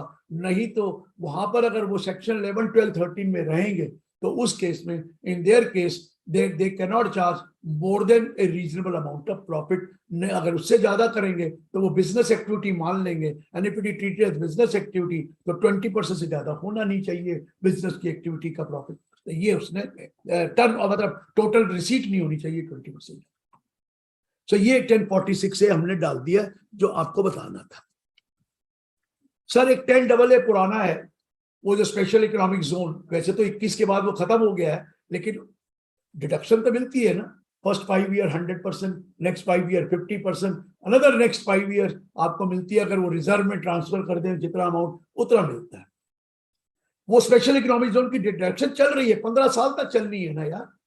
तो उस केस में वह लिखा ही नहीं है कि they have to file the return of income under section before the due date specified under 139(1), नहीं तो उनको डिडक्शन नहीं मिलेगी। अब उन्होंने कह दिया है कि वो डाल दिया है कि they will have to file a return of income on or before the due date mentioned under 139(1), तभी ये डिडक्शन अंडर 10AA में मिलेगी, नहीं तो नहीं मिलेगी। सेकंड पॉइंट और था, जब वो एक्सपोर्ट प्रोसीड्स है उसके लिए टाइम लिमिट नहीं था कब इंडिया में लाएं। अब उन्होंने लिख दिया है export proceeds should be brought in India in convertible foreign exchange within a period of 6 months from the end of the financial year। उसको इंडिया में लाना पड़ेगा। ये दो कंडीशनें 10AA में डाल दी। आइए अब बड़े ध्यान से सुनना, क्योंकि ये इसके पीछे पड़ गए हैं चैरिटेबल ट्रस्ट के, वो 23C में भी और 11-12 में भी। आपने देखा होगा 21-22 में भी चेंज आया, 22-23 में भी चेंज आया, 23-23 में भी 24 चेंज आया, अब 24-25 से भी कुछ चीजें 23-24 से भी आ गई, कुछ चीजें 1 अक्टूबर 2021-22 से आएंगी, लेकिन आ गई है 1 अक्टूबर 2023 से। देखिए आपको याद होगा जब ये अमेंडमेंट आई थी तो 1023C में भी लिखा था, 11(1)D में भी लिखा था कि corpus voluntary contribution with specific direction that it will form part of the corpus of the trust shall be fully exempt if the amount is invested in a mode given under or deposited in mode given under 11. दो condition थी, corpus voluntary contribution with specific direction corpus से, और 11(5) में रखेंगे तो हम माफ कर देंगे। उसके बाद ये भी लिखा था कि अगर if you spend any amount out of the corpus fund, अगर if you spend that any amount out of the corpus fund तो वो अमाउंट एप्लीकेशन नहीं माना जाएगा if it is spend in the same year.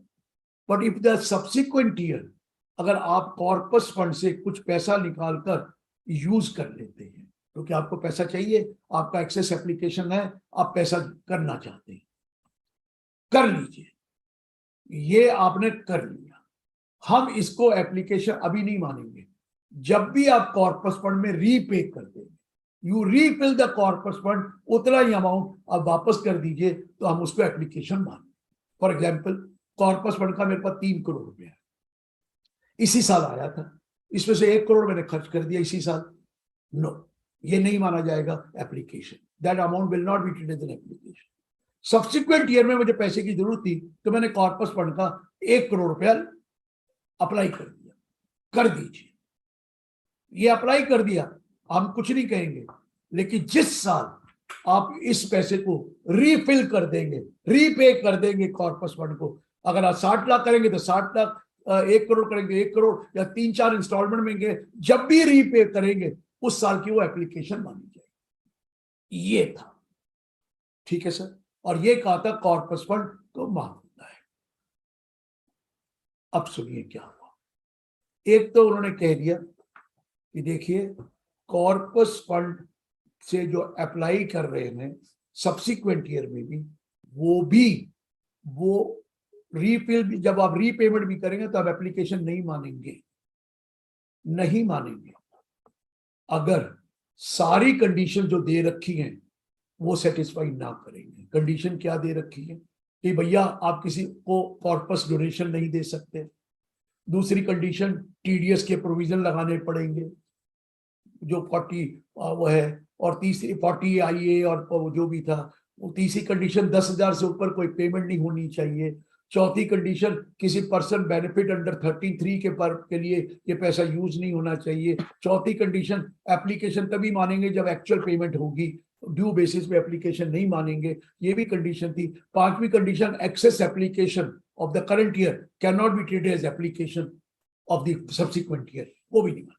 कहता है सारी condition ये सेटिस्फाई करो और फिर पेमेंट करो, रीपेमेंट, तो हम देंगे। लेकिन याद रखना, पेमेंट भी विद इन 5 ईयर्स कर दो, रीफिल 5 ईयर के अंदर कर दो। पहले अब टाइम पीरियड नहीं था, कब रीफिल करेंगे, आज यूज कर लिया, कर देंगे वापस। जब भी वापस करेंगे 4 साल, 5 साल, 10 साल, 15 साल वापस करेंगे, तब एप्लीकेशन मान लेंगे। तो उन्होंने कहा ये तो भाई अनसर्टनिटी है, 5 साल के अंदर अंदर ये पैसा वापस आ जाना चाहिए, तब एप्लीकेशन मानी जाएगी। जितना भी आएगा वापस 5 साल के अंदर उसको एप्लीकेशन मान लेंगे, जितना नहीं आया बाकी को एप्लीकेशन नहीं माने। एक काम तो ये कर दिया, प्लीज 5 साल के अंदर अंदर वो पैसा आ जाना चाहिए, 5 ईयर के अंदर अंदर। अगर वो पैसा 5 साल के अंदर नहीं आया तो हम उसको एप्लीकेशन नहीं मानेंगे। कंडीशन भी सारी सेटिस्फाई जो मैंने बोला वो होनी चाहिए, और 5 साल के ऊपर। और तीसरी बात, और जो कॉर्पस से आपने 1/4/2021 से पहले एप्लीकेशन मान लिया है, उसको अब नहीं मानेंगे, even if you refund back, उसको हम नहीं मानेंगे, क्योंकि वो तो ऑलरेडी एप्लीकेशन आपने मान रखा है। अब आप रिफंड करेंगे तो भी नहीं मानेंगे। ऐसे ही प्रोविजंस लोन और बोरिंग के कर दिए। अब लोन और बोरिंग लेते थे तो वो इनकम है ही नहीं, तो हम कहते थे जब उससे एप्लीकेशन करेंगे लोन से, वो एक्सपेंस नहीं माना जाता था। क्या कहा जाता था, जिस साल आप लोन को रीपे करोगे, जितना जितना करोगे उतना एप्लीकेशन हो जाएगा, यही बोला था लोन नहीं। अब उन्होंने कह दिया रीपेमेंट की भी कोई टाइम लिमिट नहीं है, आप तो जब मर्जी करो। अब लिख दिया हम एप्लीकेशन तभी मानेंगे जब आप repayment with in a period of 5 year, 5 साल से ज्यादा नहीं लगाना, 5 साल तक लोन वापस कर दीजिए, तो हम उसके केस में उसको हम नहीं माने, अदरवाइज लोन भी माने। और इसमें भी लिखा है लोन और बोरिंग एप्लीकेशन तब माना जाएगा जब आप रीपेमेंट करेंगे, जब, प्लीज नोट, लोन और बोरिंग तभी माना जाएगा जब वो ऑल कंडीशन सेटिस्फाई करे। डोनेशन फंड के लिए नहीं होनी चाहिए, वो नहीं होना चाहिए, what you call TDS provision applicable, default नहीं होना चाहिए, 10,000 से ऊपर नहीं होना चाहिए, एक्सेस एप्लीकेशन नहीं अलाउड होगी, कैरी फॉरवर्ड नहीं होगी एक्सेस एप्लीकेशन, वो आपको कोई पेमेंट बेसिस पे होगा, सारी कंडीशन सेटिस्फाई कर दीजिए, लोन की जब रीपेमेंट होगी हम उसको एप्लीकेशन मान लेंगे, provided that has been made within a period of 5। ये समझ में आ गई सर पहला पॉइंट। नेक्स्ट पॉइंट देखिए, आप कॉर्पस के लिए डोनेशन, आप डोनेशन कर रहे हैं दूसरे ट्रस्ट को आउट ऑफ करंट इनकम, ये सबको पता कॉर्पस के लिए नहीं कर सकते, आपने कर दिया, हम उसको एप्लीकेशन मांगते हैं। लेकिन हो क्या रहा था, सर्कुलर 3 कर रहे थे, मैंने पैसा सर एक 5 करोड़ रुपया अपनी सिस्टर ट्रस्ट को दे दिया कि मैंने 5 करोड़ का एप्लीकेशन मान लिया, मेरा तो पूरा एप्लीकेशन हो गया। उसने क्या किया, 85% खर्च कर दिया, 15% एक्यूमुलेट कर लिया, या 80% किसी और को दे दिया। तो क्या हो रहा था, यहां मैंने 15% का बेनिफिट लिया, वो भी अगला 15% का बेनिफिट ले रहा है, क्योंकि मैंने उसको 1 करोड़ दिया, उसने 15 रोक के 85 खर्च कर दिया, और मैंने 1 करोड़ का पेट वो माना और बाकी का पूरा 100% मान लिया 1 करोड़। अब कह दिया जब भी आप किसी को डोनेशन दोगे तो वो 85% की लिमिट में आएगी, 100% नहीं माना जाएगा, वो 85%। That will not be treated as 100%। तीसरा पॉइंट देखिए, एक फॉर्म 10 भरना पड़ता है 11(2) के लिए, या इवन स्कूल कॉलेज यूनिवर्सिटी के लिए भी, अगर आप you want to accumulate more than 15%, if you want to accumulate more than 15%, you have to fill up form 10 before the due date prescribed under 139(1). बात ये आई कि यार 139(1) में ड्यू डेट में फॉर्म 10 भरना है, लेकिन जो ऑडिट रिपोर्ट देनी है वो 10B में देनी पड़ती है, या 10BB में देनी पड़ती है, 1023C की 1 month before the due date of furnishing the return of income. जब आप ऑडिट रिपोर्ट दे रहे हैं, हमें क्या पता कि वो 11 वो उसमें फॉर्म 10 भरेगा कि नहीं भरेगा। ऑडिट रिपोर्ट में तो आएगा नहीं फॉर्म 10, क्योंकि वो तो भर सकता है बिफोर द ड्यू डेट, और हमने ऑडिट रिपोर्ट 1 महीने पहले से देनी है, तो इससे तो ऑडिट रिपोर्ट में वो स्टेटमेंट ही नहीं आएगी, हम वेरीफाई नहीं कर सकते weather he has done it और नॉट, और 11(2) का बेनिफिट कैसे दे। अब उन्होंने क्या कहा है, अगर फॉर्म 10 भरना है तो 2 months prior to the due date specified under 139(1). और 139(1) की डेट क्या है, 31 अक्टूबर। ऑडिट रिपोर्ट की डेट है 30 सितंबर। फॉर्म 10 की रिपोर्ट होगी 31 अगस्त, और ये इसी साल से लग गया। 31 अगस्त 2023 के बाद आप फॉर्म 10 भरेंगे तो वो एप्लीकेशन नहीं माना जाए। फॉर्म 10 भरना पड़ेगा 31 अगस्त 2023, या हर बार 31 अगस्त से पहले उसके नहीं हो सकता। रुकिए, एक और सेक्शन 11(1) के नीचे एक्सप्लेनेशन है, जिसमें लिखा हुआ है कि there is an income which has been taken into account but it has not been actually received. क्योंकि वो रिसीव नहीं हुई, तो I can give an undertaking under form number 9A before the due date of return that I will apply this income in the year in which I receive or year following that. यही लिखा हुआ है ना कालरा जी, क्योंकि कालरा जी बड़े expert हो गए आजकल, तो उनके बेचारा सिर हिलता रहे तो मुझे बड़ी खुशी होती है कि मैं गलत ठीक बोल रहा हूँ, गलत नहीं बोल रहा। तो आजकल कालरा जी बड़ा लिखते हैं और बहुत ज्यादा एजुकेटेड वाली चीजें हो गई है, और मेरे को चेक भी करते हैं कि मैं ठीक बोल रहा हूँ कि नहीं है। सर सिर तो हिला दो, मैं ठीक बोला। फॉर्म 9A भरना पड़ता है सर, फॉर्म 9A भरना पड़ता है कि मैं इसको अप्लाई करूंगा in the year in which I receive or year following that. और दूसरे केस में क्या होता है कि भाई in any other reason I can not apply this income, तो फॉर्मल सेक्शन 11(1) की एक्सप्रेशन में लिखा है I can apply next year. मैं एक अंडरटेकिंग दे दूं 9A में कि I will apply next year. ये 1023C में नहीं है, यहां पर है। ये 9A भी भरना पड़ता है before the due date of return. फिर वही बात, ऑडिट रिपोर्ट में कैसे मेंशन कर दूं कि 9A भर गया, इसलिए भी पीरियड 2 months कर दिया prior to the date of specified date under 139(1). So अब प्लीज नोट कर लीजिए, इस साल फॉर्म 9A और फॉर्म 10 जो भी जाना है वो 31 अगस्त तक चला जाए। If you send it after 31 अगस्त तो आपको ये नहीं मिलेगा एग्जेम्पशन अंडर 11(1) या अंडर वो 11(2) जो सेक्शन 1023C में भी है और 11 में। क्लियर है जी, ये भी क्लियर हो गया। अब एक और, जब आप पहली बार ट्रस्ट के लिए अप्लाई, रजिस्ट्रेशन के लिए या अप्रूवल के लिए अप्लाई करते हैं, रजिस्ट्रेशन या अप्रूवल के लिए, उसका टाइम था 1 month before the commencement of the previous year relevant to the assessment year for which registration is sought और for which approval is sought. 1 महीना पहले, प्रीवियस ईयर से 1 महीना पहले आपको अप्लाई करना है अप्रूवल के लिए, रजिस्ट्रेशन के लिए। अरे भाई साहब, फिर मुझे दोबारा अप्लाई करना पड़ेगा रेगुलर रजिस्ट्रेशन। कब बोला? Within 6 months from the commencement of the activity, या before 6 months before the completion of 3 year provisional registration का। वो कहते हैं ये तो कंफ्यूजन है। अब उन्होंने 2 तरीके कर दिए। अगर आपका अभी ट्रस्ट बन गया है, एक्टिविटी अभी कमेंस नहीं हुई,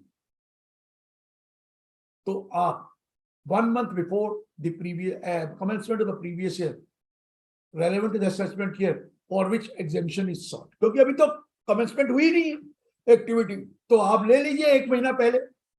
और जब जिस प्रीवियस ईयर के एग्जेम्पशन लोगे, जिस असेसमेंट ईयर की लेनी है उस प्रीवियस ईयर का आपको मिल जाएगा। वो कह रहा है या तो ये कर लो। नॉट कमेंस, अगर एक्टिविटी कमेंस्ड हो चुकी है, अब आप रजिस्ट्रेशन मांग रहे हैं या अप्रूवल मांग रहे हैं, तो कहता है इसके लिए प्रोविजनल की जरूरत नहीं है, परमानेंट के लिए रेगुलर के लिए अप्लाई करो, प्रोविजनल खत्म।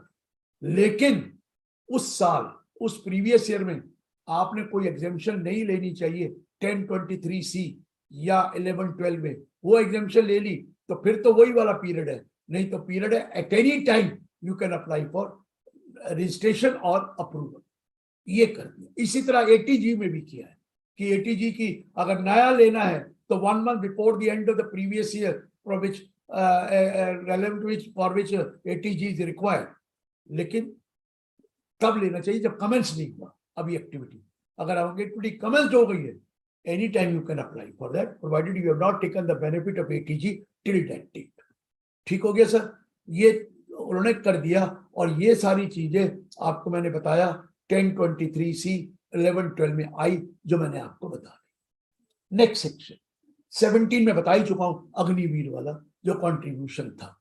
चलिए नेक्स्ट सेक्शन, ये तो क्लेरिफिकेशन है। 28 क्लॉज IV है सर। क्या था?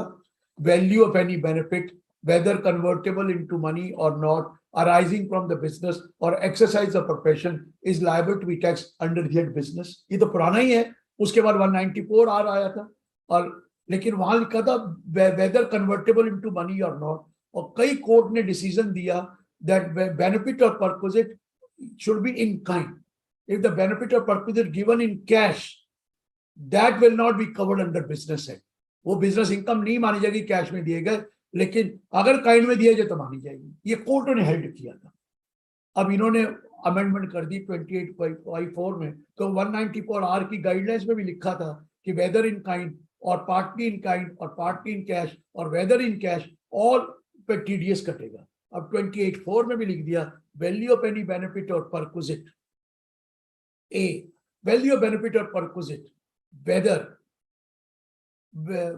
convertible to money or not।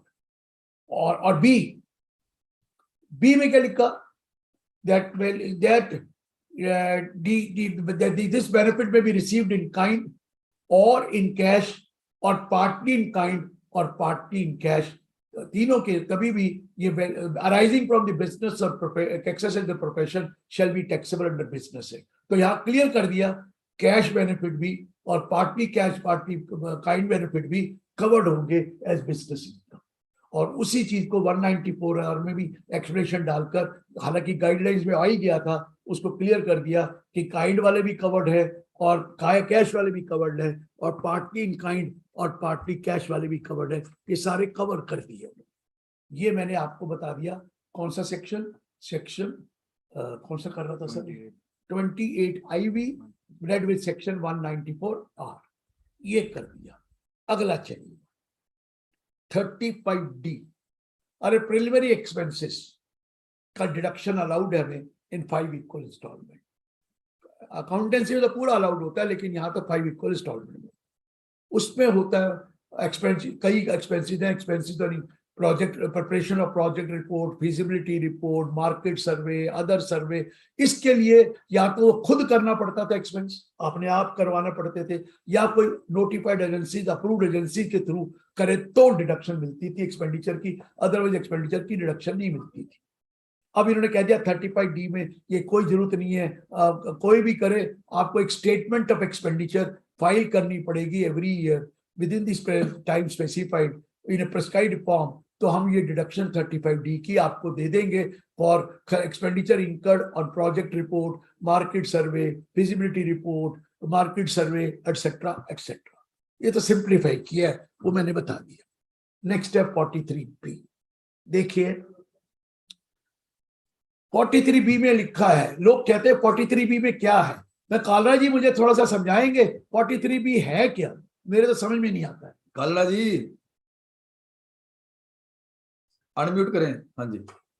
ऐसा 43B में जो है वो MSME की वो आई है। नहीं वो तो नहीं आई है, पुराना क्या है सर?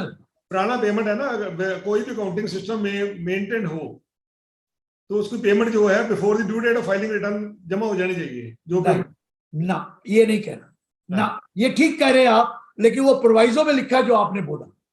सेक्शन 43 में लिखा है not with standing anything contained under section 20 to 34 the following allowances which are claimed will be allowed as deduction only in the previous year in which they are actually paid। 43B में ये लिखा है। कालरा जी की शक्ल दिखाओ, क्या करते हैं आप? हटा दी कालरा जी के लोग, उसके नीचे प्रोवाइजो डाला है सर कि provided that if the payment is made on or before the due date mentioned under 140(39)(1 तो ये अलाउड हो जाएगा ड्यू बेसिस पे। कालरा जी प्रोवाइजो में लिखा है, ऊपर तो लिखा है पेमेंट तभी देंगे जब पे करेंगे। क्लियर है सर? जैसे सम पेबल प्रोविडेंट फंड गवर्नमेंट ये वहां है पेड बेसिस पे अलाउड होगा। प्रोवाइजो में लिख दिया कि अगर वो ड्यू डेट तक कर देंगे तो हम उसको ड्यू बेसिस पे कर देंगे, ऐसा लिखा है कालरा जी। अब इन्होंने क्या किया है, एक क्लॉज H डाली है। MSME ये माइक्रो स्मॉल एंटरप्राइज एक्ट है 2006, उसका सेक्शन 15 कहता है कि अगर आप एक स्मॉल एंटरप्राइज है या माइक्रो एंटरप्राइज है और स्मॉल एंटरप्राइज है, उस केस में आपको पेमेंट अगर एग्रीमेंट किया है तो नॉट मोर देन 45 डेज में देनी पड़ेगी, जो एग्रीमेंट का टाइम है 45 डेज मैक्सिमम पेमेंट करनी पड़ेगी। अगर एग्रीमेंट नहीं है तो 15 दिन में पेमेंट करनी पड़ेगी, ये उस पर लिखा हुआ है, और उसके नीचे इंटरेस्ट देना पड़ेगा, और वो जो इंटरेस्ट आप देंगे वो डिडक्शन नहीं मिलती 36 में। ये लॉ है सर। मुझे कालरा जी को देखना है, आप मेरे को चेंज मत करें। कालरा जी के साथ मेरी बात हो रही है, 1-to-1 बात हो रही है। हाँ तो कालरा जी ये लॉ है। अब सपोज कीजिए there is any sum payable on 31st March on account of payment made payable to MSME।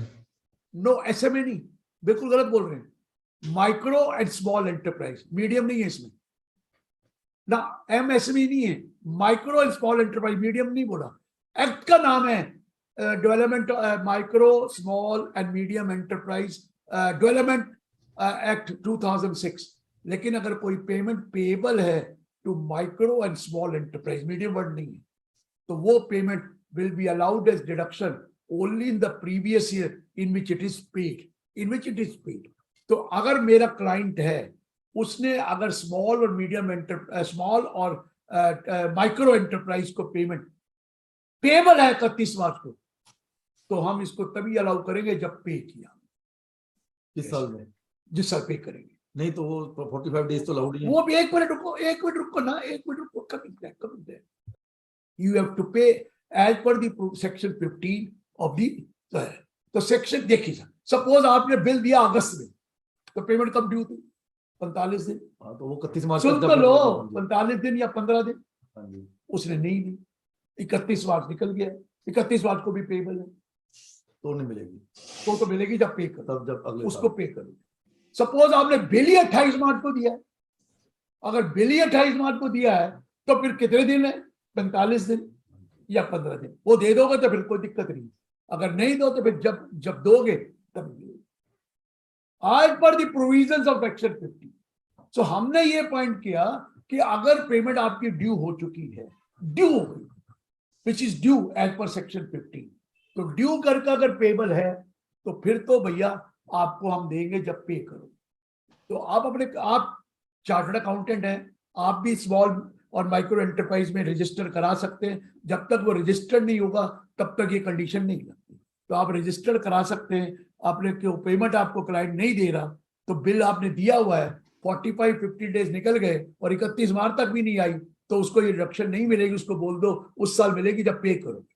और सेकेंडली अगर बिल ही लेट दिया है तो उतने दिन में दे देगा जितने दिन का रूल है, तब तो हम अलाउ कर देंगे, नहीं तो नहीं।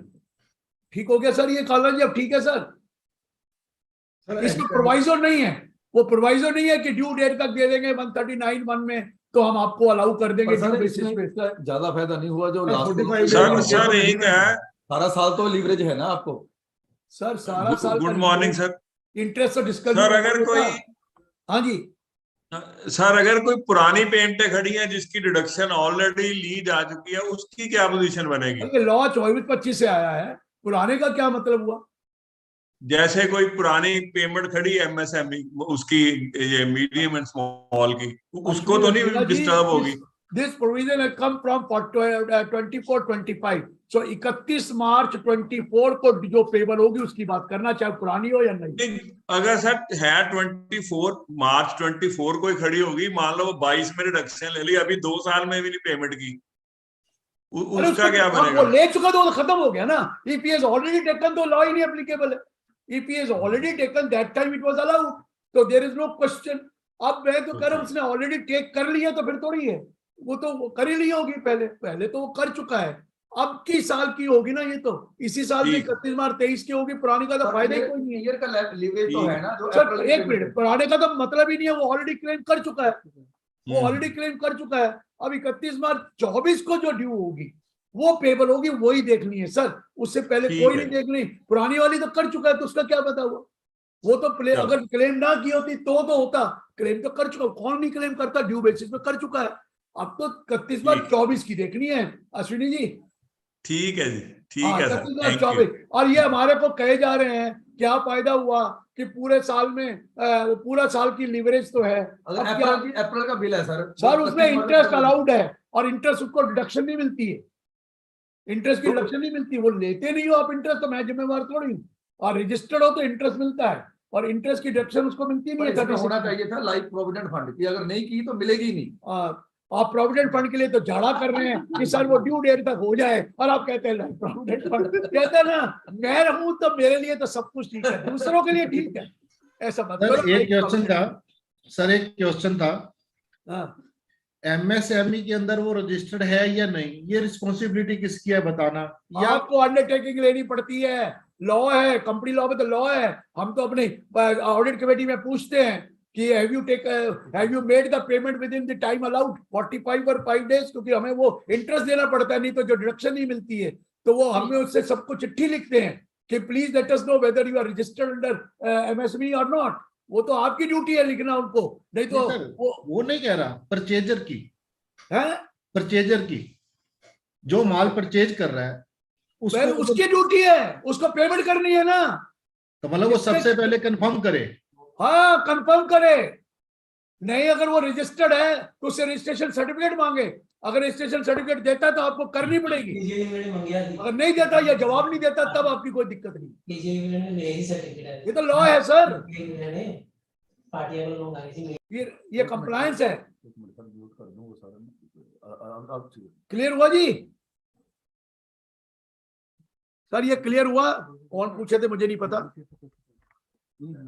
बीच बीच में ले लेते, थकावट हो जाती है तो मैं कह रहा हूँ बीच बीच में ले लो ताकि थकावट कम होगी। चलिए नेक्स्ट वन, ये 43B हो गया सर। एक 44BB और BBB है, वो भी बड़ा इंटरेस्टिंग है। उस स्पेसिफाइड प्रोविजंस है फॉर कंप्यूटिंग प्रॉफिट और gain for exploration of mineral oil in case of non resident. और उसमें क्या होता था, यू हैव टू प्रेज्यूम योर, वो भी प्रेजेंटिव टैक्स एट 10%, लेकिन उस पर लिखा है if you have income less than 10% or a loss, you have to get your accounts audited and maintain and get their accounts audited. अब लोग क्या करते थे, जिस साल तो प्रॉफिट है तो 10% दे दिया, अब जब लॉस हुआ तो ऑडिट करा के उस लॉस को कैरी फॉरवर्ड करते, और लेस क्या कैरी फॉरवर्ड करके जो अगली इनकम आई उसे सेटअप करने की कोशिश। बोले क्या जी ये अटाउल्डी होगा, आपको या तो 10% दिखाना है, ठीक है, अगर लॉस है अकाउंट्स ऑडिट कराइए, सब करिए, but this loss will not be allowed to be set off from any profit. ये कर दिया। और ऐसे ही 44BBB में किया है, वो है special provision for computing profit और gain in case of a foreign company who is engage in the business of contracting under turnkey project. अब इतने मोटे मोटे शब्द बोलूंगा आप कहोगे क्या बोर कर रहा है, इसलिए मैं आगे चल रहा हूँ, आगे चलता हूं तो 45(5)A में आता हूं। मेरे कल को देख लो सर, कोई रह तो नहीं गया, आप जरा देखते रहना, अपने पास रख लो। आगे चलते हैं। सर हमें पता होता तो हम ही ना लेक्चर दे देते। अरे रख के बता दो, कोई सेक्शन छूट तो नहीं गया, मैं आगे चल रहा हूँ। अच्छा जो ऑडियंस वाले बता देना कोई सेक्शन छूट जाए तो। अब मेरे को इतना थोड़ी है। अब 45(5)A में जाना सर, 45 ज्वाइंट डेवलपमेंट एग्रीमेंट है, उसमें लिखा हुआ है for the purpose of computing consideration price under the joint development agreement you have to take the value of the share of land and building और both and as it should be increase by the amount of cash received. और लोगों ने literal meaning cash का मतलब कि only cash जो receive है वो लेना है, जो चेक से हुआ अकाउंट पे, चेक से अकाउंट पे, ड्राफ्ट और एनी अदर इलेक्ट्रॉनिक मोड से हुआ, उसको वो एक कंसीडरेशन प्राइस में ऐड नहीं करते। जबकि 194 IC जब टीडीएस कटता है 145(I)B में, उसमें 10% टीडीएस में, तो वहां लिखा हुआ अकाउंट पे चेक, अकाउंट पे ड्राफ्ट और any electronic mode.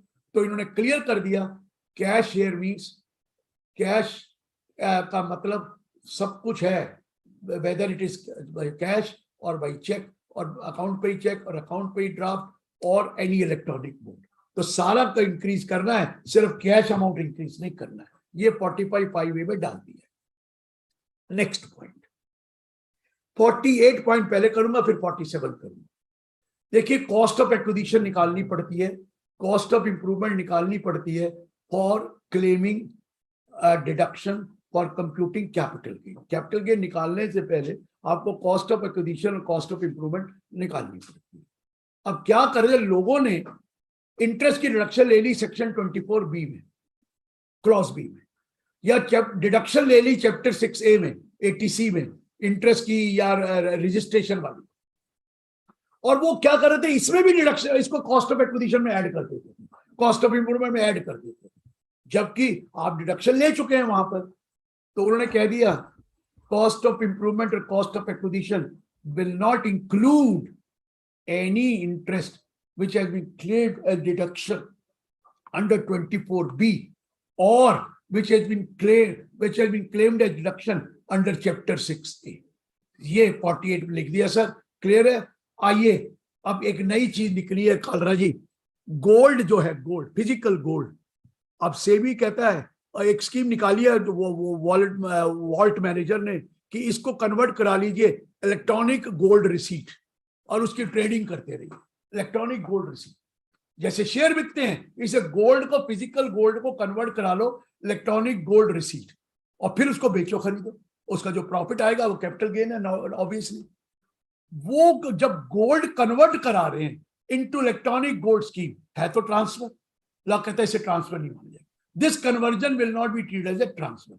So when you have take physical gold converted in electronic gold receipt, it will not be covered as a transfer। और जब आपको पैसे लेने हैं तो आप इलेक्ट्रॉनिक गोल्ड रिसीट को फिजिकल गोल्ड में कन्वर्ट करना चाहते हैं, वो भी ट्रांसफर नहीं माना जाएगा।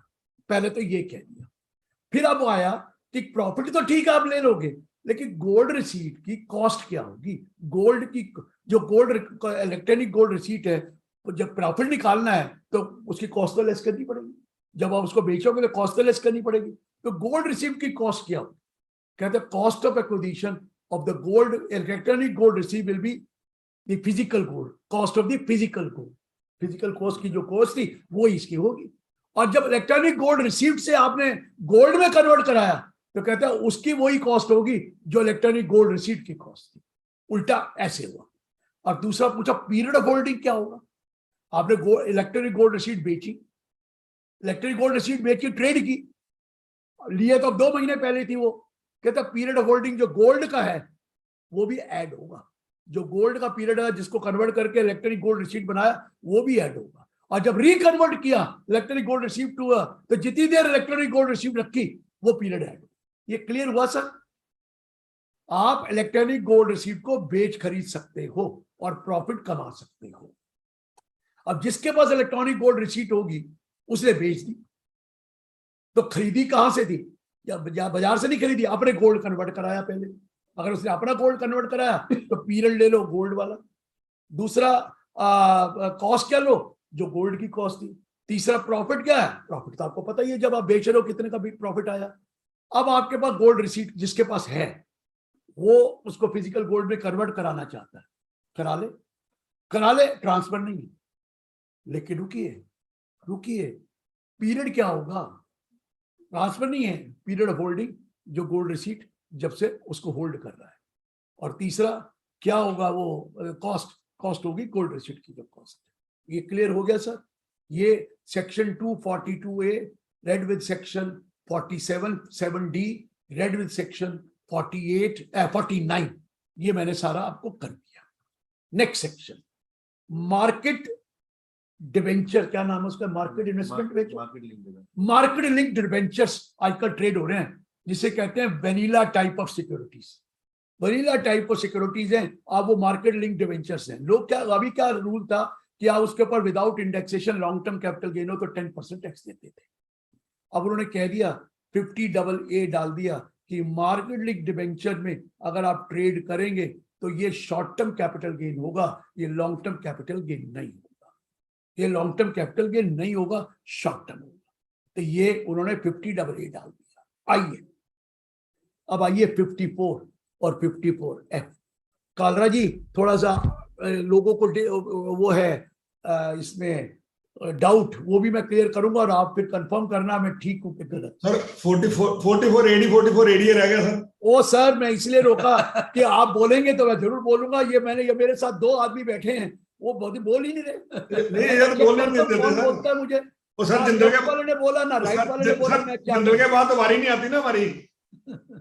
सुन लो जी sir, 44AD, 44ADA, 44AB, 3 section में अमेंडमेंट आई। वो क्या है कि देखिए कि अभी तक जो रूल है 2 करोड़ का टर्नओवर है under 44AD, and you can presume your income to be 8% of money which is not received by account pay check or electronic mode, and if that money is received by electronic mode, whatever is received 6%. In the case of 44ADA, you have to presume your income 50% of the gross receipt. यही है। अब पहले 44AD में क्या change किया कि देखिए, अगर 95% पेमेंट आपकी अकाउंट पे चेक इलेक्ट्रॉनिक मोड से आती है, नॉट मोर देन 5% कैश से आती है, नॉट मोर देन 5, तो आपका टर्नओवर 2 करोड़ से बढ़ाकर 3 करोड़ हो जाएगा। 3 करोड़ तक जा सकते हैं। देखिए 5 से ऊपर होगी तो 2 करोड़ ही रहेगा, नॉट मोर देन 5 होगी तो आप 2 करोड़ से बनाकर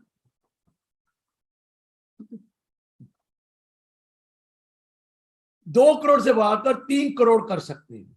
95% अकाउंट पे ही होनी चाहिए, 5% से ज्यादा कैश नहीं होना। एडवांटेज एक और है कालरा जी, वो 95% की इनकम आप 6% प्रिज्यूम करेंगे, क्योंकि 95% अकाउंट पे ही चेक से आई, और सिर्फ 5% वाली 8% होगी।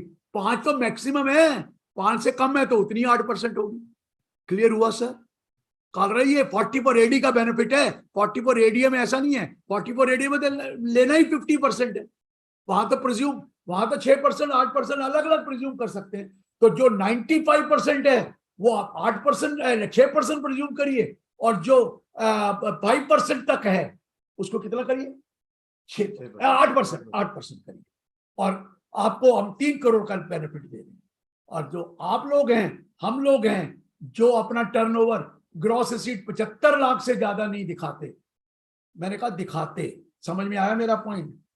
पहले 50 से नहीं दिखाते, 75 से ज्यादा नहीं दिखाते, वो 44ADA में जा सकते हैं, प्रोवाइडेड 95% पेमेंट बाय अकाउंट पे चेक और इलेक्ट्रॉनिक मोड से आए, 5% से ज्यादा पेमेंट कैश से ना आए। तो 3 टर्नओवर 50 से 75 लाख 75 हो सकता है, और आप अपनी प्रेजेंटिव इनकम प्रिज्यूम कर सकते हैं 50% ऑफ दी ग्रॉस रिसीट। लेकिन अगर 5% से ज्यादा कैश आया हुआ है, मैं वो वाला कैश नहीं बता रहा जो कैश लोग जमा ही नहीं करते, वो लोग रसीद ही नहीं देते जिसकी, उस कैश की बात नहीं हो रही है। मैं उस कैश की बात जिसकी रिसीट दी है। देखिए वैसे तो कैश आता ही नहीं, मुझे तो आता नहीं है, क्योंकि जो भी मुझे पेमेंट करता है वो अकाउंट पे ही चेक से करता है। कोई 10,000 से कम में पैसे मैं कभी आज तक पेमेंट आई नहीं, और 10,000 से ऊपर कैश रिसीव ही नहीं कर सकते, वो देगा ही नहीं, खर्चा अलाउड नहीं होता। He will not pay me more than 10,000 in cash because the expense is not allowed. So मेरा तो 100% पेमेंट जो है अकाउंट पे ही है। लेकिन छोटे छोटे कस्टमर भी होते हैं, जिनकी छोटे छोटे दुकानदार हैं या छोटे छोटे मेरे क्लाइंट हैं, अगर वो 10,000 से कम आप पेमेंट ले रहे हैं उनसे और वो दे रहा है, तो प्लीज 5% टोटल ग्रॉस रिसीट से ज्यादा नहीं हो तो I can take my turnover to 75 instead of 50। ठीक है सर कालरा जी। और 44AB में कॉन्सिक्वेंशियल अमेंडमेंट कर दी sir. In section 44AB class 1 वहां पे है 95%। और वो 10 करोड़ वाली अलग चीज है, ये अलग चीज है sir. 95% cash receipt and payment है उसमें। सर वो और चीज है, आप इसको मिक्स कर रहे हैं मेरे सर प्रभु, आप मिक्स कर रहे हैं। वो 1 करोड़ से 10 करोड़ के लिए है, ये 2 करोड़ का 3 करोड़ वाला है। नहीं, इसमें जो 44AB इसमें पेमेंट की बात ही नहीं, पेमेंट नहीं है सर। मैं यही इसमें अकाउंट से नहीं है, पेमेंट की क्या बात है? हाँ, इसमें पेमेंट नहीं है, इसमें से ओनली रिसीट है। वो सर क्योंकि अकाउंट से नहीं है तो पेमेंट का कैसे मालूम? We are not maintaining books of account, तो where is the question of payment? It is only the receipt. Receipt तो मेरे को पता है ना, पेमेंट तो हमने कहा ही नहीं है, क्योंकि पेमेंट में सेक्शन लगता ही नहीं है 48(3), क्योंकि वहां जब सेक्शन 44AD कहता है not with standing anything contain under section 48 to 43, वहां तो ये कहता है ना सर। तो वहां तो पेमेंट के बारे में बात ही नहीं हो रही कि पेमेंट कैश दी कैसे दी, तो हमें तो रिसीट देखनी है ऑफ द टर्नओवर और द ग्रॉस रिसीट। ठीक है ना सर? राइट। ये वो चीज अलग है, 1 करोड़ से 10 करोड़ वाला 44AB में, वो तो उसका टर्नओवर 10 करोड़ कर दिया। तो सर हमने तो अपना अमेंड करके लिखना है ना सारा। सर नहीं अमेंड करना, यही तरीका है, आप गलत ना लिख देना। ये सिर्फ AD के लिए है, इसका कोई पेमेंट शेमेंट का लेना देना नहीं है। अगर आपने लिख दिया तो ठीक कर लेना। वो नहीं है, ये लिखना नहीं है कि पेमेंट नहीं है कवर्ड, इसमें पेमेंट कवर्ड हो ही नहीं सकती। राइट सर, हो ही नहीं सकती। तो सलाह कर लिया करो, पढ़ने लिखने लगे, पैसे ले चाहे ना करया करो। चलो चलो आगे चलते। और अगला सेक्शन चले सर। अब कोई रह तो नहीं गया कालरा जी? कोई और? मैं कालरा जी आपकी एक रिक्वेस्ट कर रहा हूं, कोई बीच में सेक्शन रह जाए तो प्लीज अनम्यूट करके इमीडिएट इनको परमानेंट अनम्यूट कर दो ना। नहीं परमानेंट ही है सर। हाँ, इनको अनम्यूट करके मेरे से कह देना कि ये वाला रह गया, मैं आपको बता दूं। ये को होस्ट है। हाँ चलिए नेक्स्ट पॉइंट। एक बंद कर बाद में भी आ सकती है।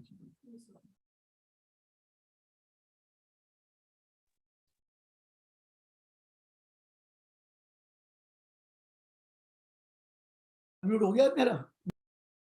कर दो। अच्छा चलिए, I am going forward. 54 section क्या कहता है? Any capital gain arising from the transfer of any long-term capital asset being residential or property shall be exempt to the extent it is invested in the purchase of another house property within 1 year before or 2 years after, in the construction of a new residential house property within a period of 3 years. यही कहता है ना, जितना capital gain होगा उसमें से जितना लगा दोगे पूरा माफ हो जाएगा। अगर आपने नहीं लगाया ड्यू डेट तक तो कैपिटल गेन स्कीम में जमा करा देना। अब क्या हो रहा है, ये इनकम टैक्स वाले कह रहे हैं बड़े बड़े लोग इस कामों में पड़ गए हैं। 3 साल में प्रॉपर्टी रेजिडेंशियल रखते हैं, फिर उस पर कैपिटल गेन कमाते हैं, अपना कॉस्ट निकाल लेते हैं, कैपिटल गेन को री इन्वेस्ट कर देते हैं, फिर उसको एग्जेम्पशन ले लेते हैं, फिर 3 साल के बाद वो प्रॉपर्टी बेचते हैं, कैपिटल गेन कमाते हैं और वो करते हैं। समझ में आया मेरा क्या पर्पस है? उनके पास तो पैसा है तो 3-3 साल रख के वो कैपिटल गेन को माफ कराते जा रहे हैं और उस पर कोई एग्जेम्पशन ले रहे हैं। तो उन्होंने कहा now exemption will be limited to 10 crore.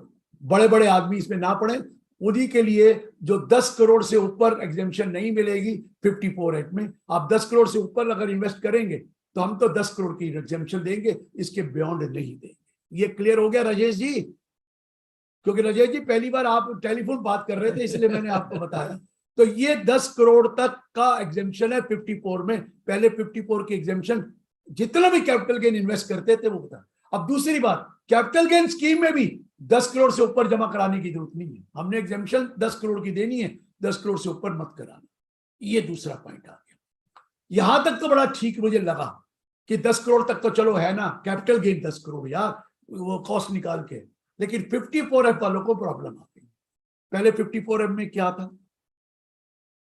Any long-term capital gain from the transfer of any capital asset other than resident house property shall be exempt proportionate to the net consideration price so invested in the purchase of a residential house property within 1 year before or 2 years after, or construction of a new residential house property, provided you do not own more than one house property on the date of transfer. यही है ना sir, fast fast बोल गया, लेकिन सबको पता है और इंप्रेशन भी तो जमाना पड़ता है कि मुझे लगा हुआ है। तो इसलिए मैंने कहा, तो ये है, आप कोई भी एसेट बेचो लेकिन इंटायर कंसीडरेशन प्राइस इन्वेस्ट करो, नेट कंसीडरेशन प्राइस, तो पूरा कैपिटल गेन माफ होता है।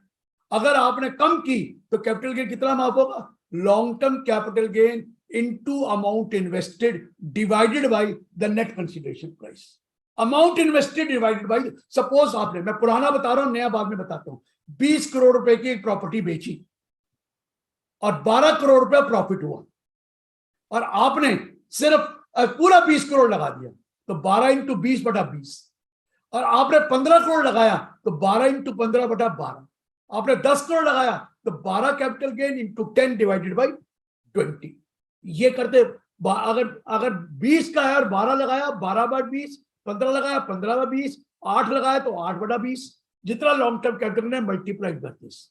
अब इन्होंने क्या कह दिया, 10 करोड़ से ऊपर एसेट को लगाएंगे तो हम तो एग्जेम्पशन 10 करोड़ के बेसिस पे ही देंगे।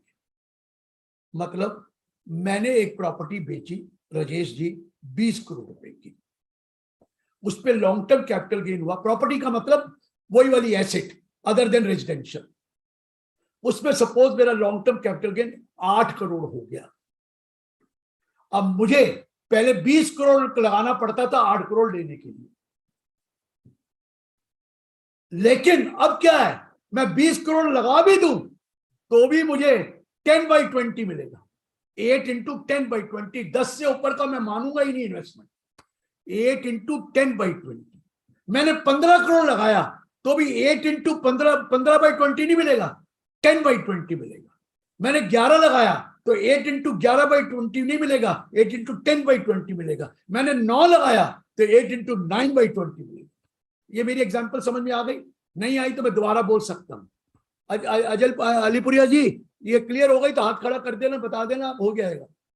Very good. मेरा पॉइंट ये है, अमाउंट इन्वेस्टेड 10 से ऊपर, जो फार्मूला होगा long term capital gain into amount invested which can be 10 और लेस देन 10।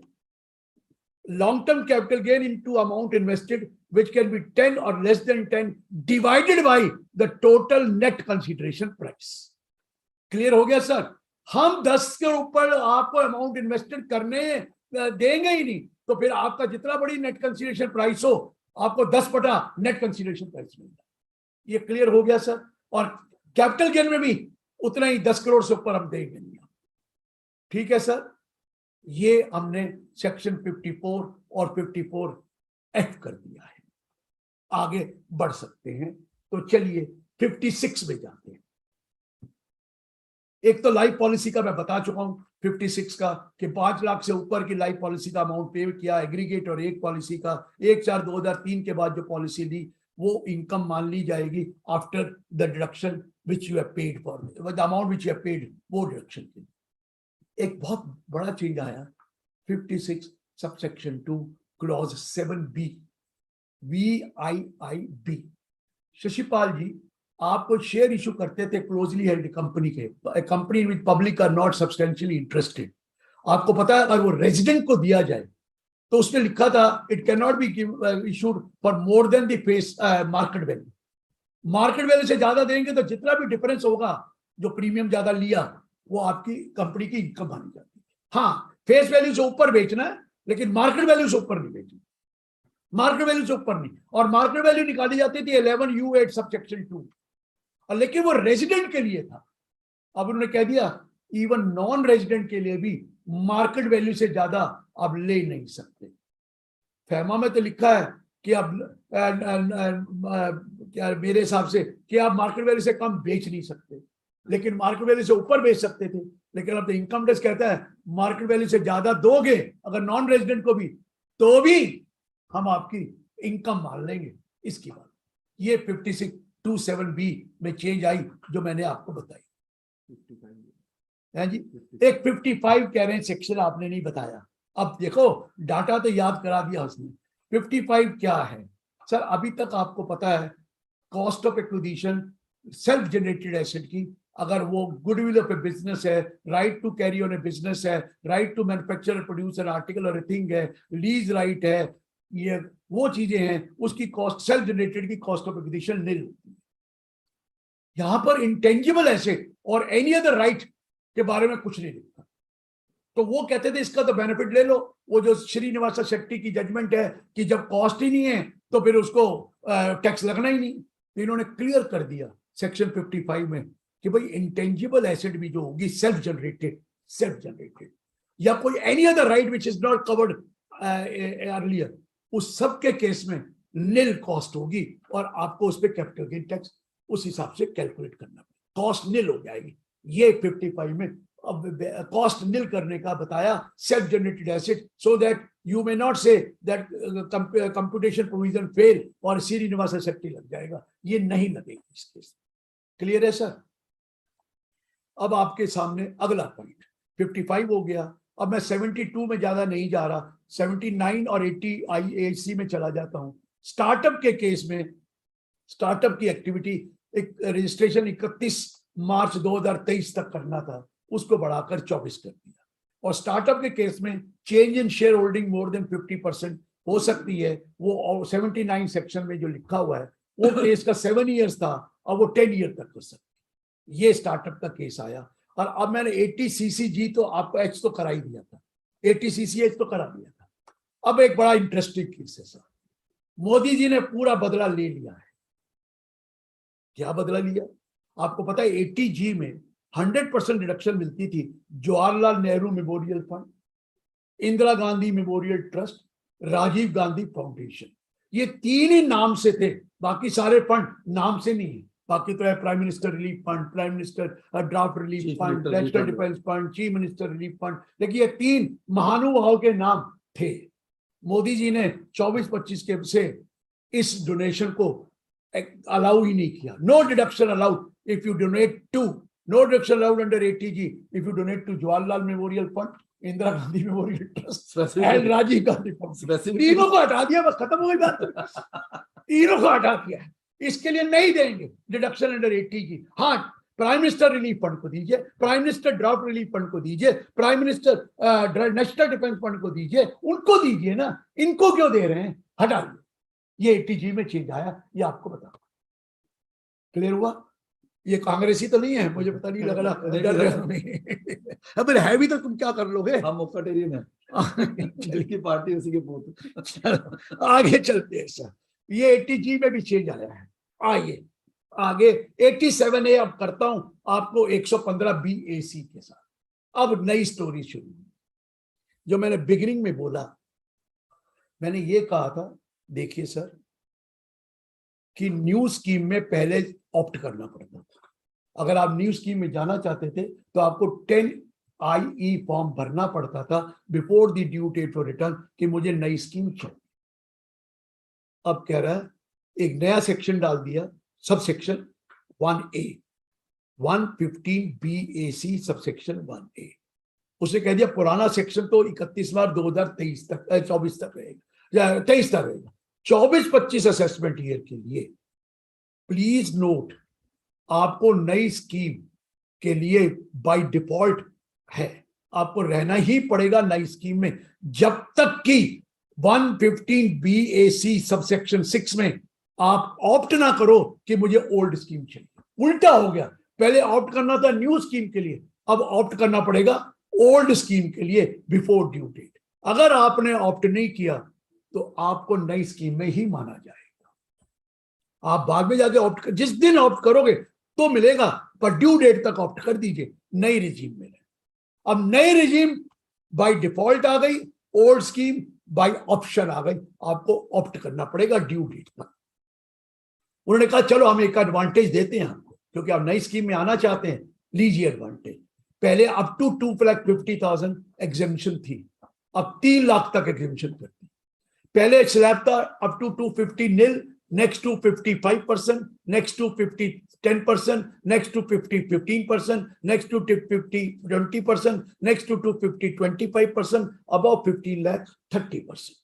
ये था सर, सरचार्ज तो वही था जो बाकी का था, सेम था, ये था। अब इन्होंने कह दिया नहीं, पहला 3 लाख पूरा माह, 3 से 6 5%, 6 से 9 अब 3 का स्लैब हो गया, 6 से 9 10%, 9 to 12 15%, 12 to 15 20%, अब वो 25 का स्लैब खत्म, above 15 lakh 30%। Extra benefit 35 lakh का हो गया जो 15 लाख के अंदर है। 15 लाख वालों को एक्स्ट्रा बेनिफिट हो गया 35,000 रुपए टैक्स का। सिर्फ टैक्स का नहीं होता, सरचार्ज का, उसमें वो भी होता है एजुकेशन टैक्स का, और इवन उसका भी होता है सरचार्ज अगर लगता हो तो वो सबका बेनिफिट आपको मिलेगा। लेकिन आपको नई स्कीम में बाय डिफॉल्ट जाना पड़ेगा। लेकिन रुकिए, जब नई स्कीम में जाते थे तो हमें पता है कि HRA नहीं मिलता, LTC नहीं मिलता, इवन स्टैंडर्ड डिडक्शन नहीं मिलता था, एंटरटेनमेंट अलाउंस नहीं मिलता था, आपको वो भी नहीं मिलता था, क्या कहते हैं नई स्कीम में, टैक्स ऑन एम्प्लॉयमेंट। नई स्कीम में इंटरेस्ट और money borrowed for house, self occupied house जो 2 लाख है वो भी नहीं मिलता था। नई स्कीम में फैमिली पेंशन का भी नहीं मिलता था। नई स्कीम में कई बिजनेस की रिडक्शन भी नहीं मिलती, 35 सेक्शन वो नहीं मिलता था, इवन एडिशनल डेप्रिसिएशन नहीं था। उन्होंने कहा भैया ये नहीं मिलेगा, लेकिन एक एडवांटेज दे रहे हैं, नई स्कीम में स्टैंडर्ड डिडक्शन अलाउ कर देंगे एम्प्लॉय को स्टैंडर्ड डिडक्शन अलाउ कर देंगे। तो इसका मतलब ये हो गया कि 50,000 रुपए की डिडक्शन मिलेगी आपको नई स्कीम में, और कोई नहीं, 50,000 की। अगर फैमिली पेंशन है तो उसको नई स्कीम में आएगा तो वो वाला स्टैंडर्ड डिडक्शन 1/3 वाला वो हटा, वो मिल जाएगा। आप जरा सुनते जाइए, एक और 87A डाल दिया कि अगर आप नई स्कीम में हैं तो जो 5 लाख के ऊपर कोई टैक्स नहीं था उसको बढ़ाकर 7 लाख कर दिया। ओनली नई स्कीम वालों को, ओल्ड स्कीम वाले को नहीं। अश्विनी जी, ओल्ड स्कीम वाले को 5 लाख ही कोई ऊपर टैक्स देना पड़ेगा। अगर 5 से ऊपर इनकम है तो पूरे पे टैक्स देना पड़ेगा, 5 से नीचे है तो माफ है, 5 से कम है तो 10 रुपए भी ऊपर है तो पूरे पे टैक्स देना पड़ता है। ठीक है जी, वहां तो मार्जिनल रिलीफ भी नहीं है। अब क्या है, 7 लाख माफ है सर। सैलरी के लिए तो 7,50,000 का बेनिफिट हो गया। 7,50,000 का बेनिफिट कैसे हो गया? 50,000 रुपया स्टैंडर्ड डिडक्शन ले ले सैलरी वाला, और 7 लाख यहां करा ले, और 7 लाख है तो 1 पैसा टैक्स नहीं देना। तो जिसकी सैलरी 60,000 रुपये महीना है उसको कोई टैक्स नहीं देना, कोई टैक्स देना ही नहीं। हाँ, कोई और डिडक्शन नहीं है किसी चीज की भी, वो हाउस की भी नहीं है, इंटरेस्ट और मनी बोरो, आपको टैक्स नहीं देना 7,50,000 तक नई स्कीम में। ओल्ड है तो 5 है। अब आपको डिसाइड करना पड़ेगा सर किस स्कीम में जाना चाहते हैं। अगर आप डिसाइड नहीं करेंगे तो आपको नई स्कीम में ले गए, आप कुछ भी कर लो। लेकिन आप पुरानी स्कीम में आना चाहते हैं, जब भी आना चाहते हैं, ड्यू डेट ऑफ रिटर्न से पहले आपको एक प्रिस्क्राइब्ड फॉर्म में अप्लाई करना पड़ेगा कि मैं ओल्ड स्कीम में जाना चाहता हूं। और जब आपने अप्लाई कर दिया तो सर गौरव जी हर साल अप्लाई करना पड़ेगा कि मैं ओल्ड स्कीम में जाना चाहता हूं, क्योंकि अगर आपने अप्लाई नहीं किया तो ऑटोमेटिकली न्यू स्कीम में चले जाओगे। समझ में आ रहा है गौरव जी? ओल्ड स्कीम के जाने के लिए, और ओल्ड स्कीम में कौन जाएगा? जिसको 80C नहीं लेना, 80D नहीं लेना, 80TTA नहीं लेना, 80TTB नहीं लेना, इंटरेस्ट और मनी नहीं लेना, क्योंकि वहां बहुत फायदा हुआ है। वैसे ऐसी बात नहीं है, 1 लाख कितने हजार का फायदा होता है नई स्कीम में जाने में। 15 लाख पे इधर टैक्स निकालो, उधर टैक्स निकालो, 1,12,000 कुछ ऐसे ही अमाउंट है जितना एग्जेम्प्ट होता है। 1,37,500 कुछ ऐसा है। लेकिन रुकिए, मेरा जैसा आदमी नहीं जाएगा। आप कहेंगे क्यों नहीं जाएगा? देखिए, एक तो मुझे बेनिफिट मिलता है 30% वाला। मैंने 1.5 लाख रुपया जो जमा कराया प्रोविडेंट फंड में, तो 30% बचाया गौरव जी, 45,000 रुपए। 50,000 रुपये 80D, 15,000 रुपये वो बचा। ठीक है सर, 45,000 वो हो गया, 15 ये हो गया, 45 और 15 60। चलो मैंने 80TT भी लिया, मैं सीनियर सिटीजन हूँ, 15,000 वो है, 60 और 15 75। और मैंने सपोज करो 80CCD में भी लगा लिए पैसे 50,000 रुपए, तो 15 वो भी ले लो, 15 कितने हुए? 90। और मुझे एक 90 और भी मिलता है सर। आपको नहीं मिलता, मुझे मिलता है 80QQB में ऑथर की डिडक्शन 3 लाख रुपए का, तो 90,000 वो मिलता है, तो 90,000 90 180 में सरचार्ज भी बच गया और सेस भी बच गया, तो मेरा दिमाग खराब है कि मैं नई स्कीम में आप भी 5 करोड़ से ऊपर नहीं ना दिखाते। अभी रुक जाओ, अभी बात ही नहीं करी पूरी। तो मुझे अब ओल्ड स्कीम में ऑप्ट करना पड़ेगा अगर मुझे 80 ये लेना है क्यू भी, नहीं तो शायद छोड़ दूंगा, फिर मैं नई स्कीम में चला। अगर मैं भूल गया ऑप्ट करने के लिए तो मुझे नई स्कीम में ले जाएंगे। अब मैं बिजनेस से प्रोफेशन करता हूं तो भी मुझे ऑप्ट करना पड़ेगा ओल्ड स्कीम में, लेकिन प्लीज वो सब्सिक्वेंट ईयर के लिए एक बार मैंने ऑप्ट कर लिया तो मैं ओल्ड में ही रहूंगा। मुझे एक ही बार फायदा है वापस आने का, दोबारा वापस नहीं आ सकता। एक बार आगे नई स्कीम में आ गया मैं दोबारा नहीं आऊंगा। लेकिन जो आप हैं जिसका प्रोफेशनल इनकम नहीं है या बिजनेस इनकम नहीं है, इस साल नई में जाना चाहते हैं नई रख लो, अगले साल ओल्ड में चले जाओ, फिर नहीं आना चाहते नई में आ जाओ, फिर ओल्ड में चले जाओ। नई में तो लिखना ही कुछ नहीं है, other than business, other than नई में तो लिखना ही कुछ नहीं है। आप जब चाहो बदल लो और उसमें चले जाओ, ठीक है ना। लेकिन ओल्ड स्कीम में आपको कैलकुलेट करना पड़ेगा कि मुझे ओल्ड स्कीम में फायदा है कि नहीं है। मेरे जैसा आदमी अगर क्यू बी ना हो तो मैं नई स्कीम में जाऊंगा, क्योंकि मुझे फिर भी बेनिफिट है उसमें, क्योंकि मैं फिर भी एक पीपीएफ रखूंगा। अरे उसमें टैक्स फ्री इंटरेस्ट तो आ ही रहा है, डिडक्शन ना मिली तो क्या हो गया, टैक्स फ्री इंटरेस्ट तो आता है, मैं फिर भी 80D दूंगा, क्योंकि मुझे पता है कि मुझे कल अगर इंश्योरेंस ना कराई तो मुझे क्या होगा। अब सरकार के ऊपर भरोसा मत करिए, सरकार ने टैक्स का रिलीफ दे दिया, वो डायरेक्टली दिया, वो आपको सामने नजर आता था, ये इनडायरेक्टली आपको बेनिफिट 115 BAC में दे दिया। सूनर और लेटर ये नई स्कीम हो जानी है, ये तो बच गया इस बार, हम बड़े लड़े थे, नहीं तो पूरी नई स्कीम में ही जा रहे। और नई स्कीम में एक और फायदा कर दिया, और मुझे वो फायदा नहीं है। अगर 5 करोड़ से ऊपर है तो सरचार्ज पहले 37% था, उसको 25 कर दिया। मैं भगवान से प्रार्थना कर रहा हूं कि मेरी भी इनकम 5 करोड़ से ऊपर हो जाए तो मैं भी 25% दूंगा। अभी तक तो मैं 37% देता नहीं, मैं एक्चुअल इनकम दिखा रहा हूं। मैं ऐसे नहीं कह रहा जैसे ये कह रहे हैं अश्विनी जी, मैं तो ये दिखाता हूं। इनकम दिखाई नहीं जाती, इनकम कमाई जाती है। चलिए ये कदम, मैं ये इनकम दिखाता हूं, मेरी टोटल इनकम ये दिखाता हूं। अरे दिखाने का क्या मतलब है कि मैं इतना कमाता हूं ये कहो ना, दिखाते का मतलब है कि बाकी छुपा लेता हूं। छुपा नहीं। तो 150 और 115 BAC का ये फायदा हो। अब देखिए कोऑपरेटिव सोसाइटी है, कोऑपरेटिव सोसाइटी कहने लगी सर हमें भी तो बेनिफिट चाहिए। हमें किस बात का बेनिफिट चाहिए, आप कंपनियों को दे रहे हो 15% मैन्युफैक्चरिंग कंपनी को, तो हमें भी मैन्युफैक्चरिंग कोऑपरेटिव सोसाइटी अगर हम बनाएं और मैन्युफैक्चरिंग करें तो हमें भी 15% दो। उन्होंने कहा जाओ देते हैं, 115 BAE डाल दिया कि कोऑपरेटिव सोसाइटी सेटअप करिए 1/4/2023 के बाद और 31/2024 तक मैन्युफैक्चरिंग शुरू कर दीजिए। और उनको ATP मिलेगी फिर। अरे सुन तो लो, ATP तो उनको पहले ही नहीं है, तो डिडक्शन है ही नहीं चैप्टर 6 में। तो वो अगर कोऑपरेटिव सोसाइटी कर लेगी तो उस केस में हम आपको 15% टैक्स लगाएंगे, कोई ATP नहीं मिलना। 15% मैन्युफैक्चरिंग कंपनी, ATP मैन्युफैक्चरिंग को मिलता कहाँ था पहले यार, ऐसे ही मारे जा रहे, तो वो आपको 15 लाख। और बाकी प्रोविजन बिल्कुल वही है जो 115 BAB का था, एक भी प्रोविजन चेंज नहीं किया, इसलिए मैंने आपको ये भी बता दिया। ये 115 BAE है। नेक्स्ट सेक्शन देखिए, वो जो 153 में पीरियड था ना कंप्लीशन ऑफ असेसमेंट का, 9 महीने, 22-23 का 9 महीने था, अब 22-23 का 12 महीने कर दिया, from the end of the financial year in which return is furnished. 12 महीने, 9 महीने का 12 कर दिया। इवन अपडेटेड रिटर्न का भी 12 महीने from the end of the year when return is furnished.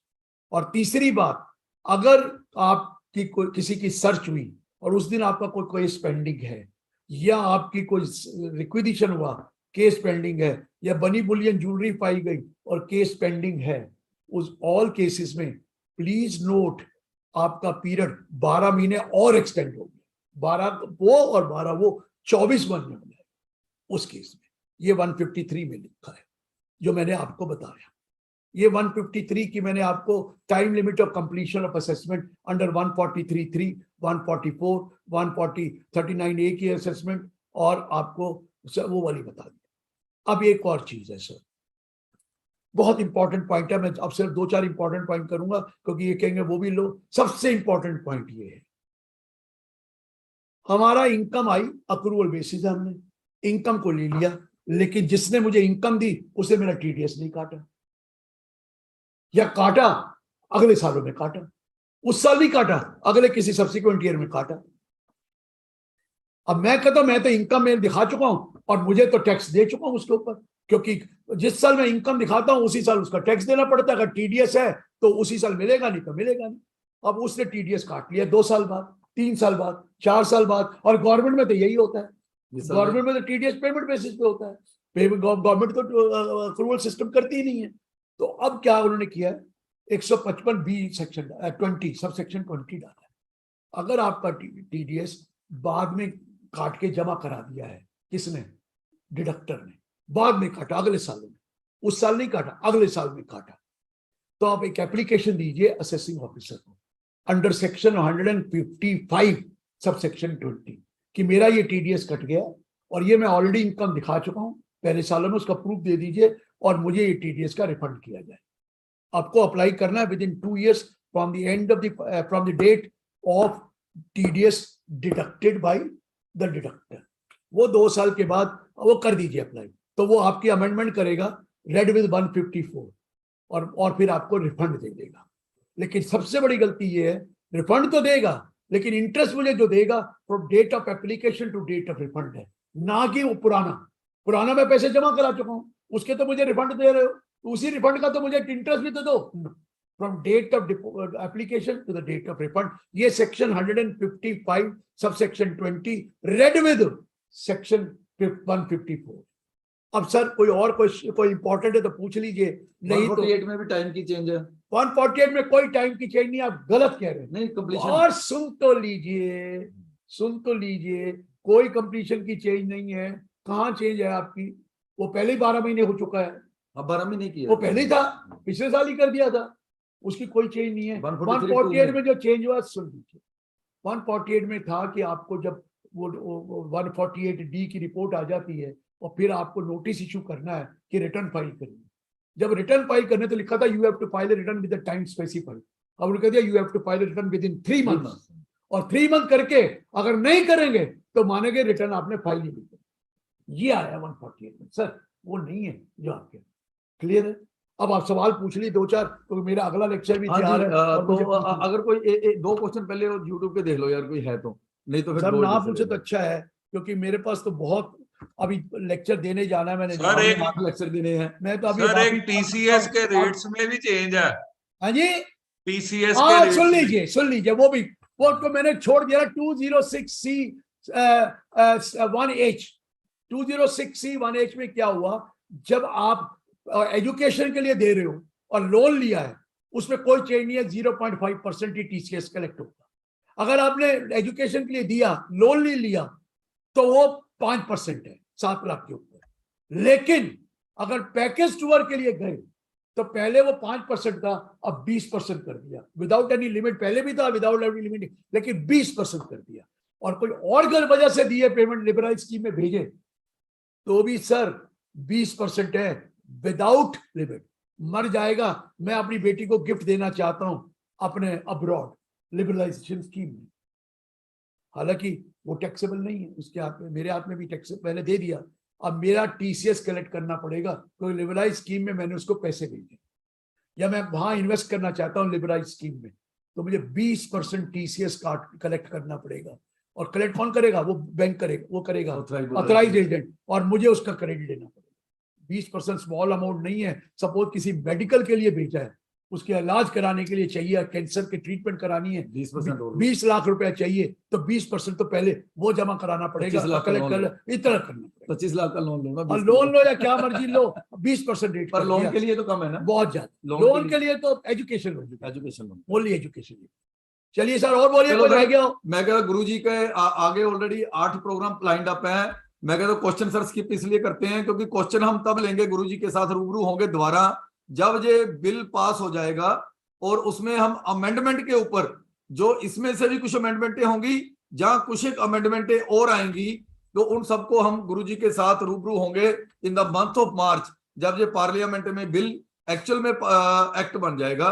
तो आज गुरुजी का ऑलरेडी मेरे ख्याल में अब शुरू हो जाने हैं फिजिकल प्रोग्राम 6-7 मेरे है। को जाना है, पहुंचना भी है। तो उतने में मैं रिक्वेस्ट करूंगा अगर रवि जी फ्री हुए तो उनको बुला लेते हैं, क्वेश्चन आपके वो ले लेंगे 10-15 मिनट, और 10-15 मिनट ही हम लाइव रहेंगे। मुझे जरा मैं रवि जी इजाजत को बुला के दीजिए। लाता हूं, thank sir. You very much. मुझे इजाजत दीजिए इतनी देर में। थोड़ा बहुत आप इंटरनेट से टैक्स का बोल दीजिए ना, तो आप बैठे हुए हैं, इंटरनेट से टैक्स का बोलिए।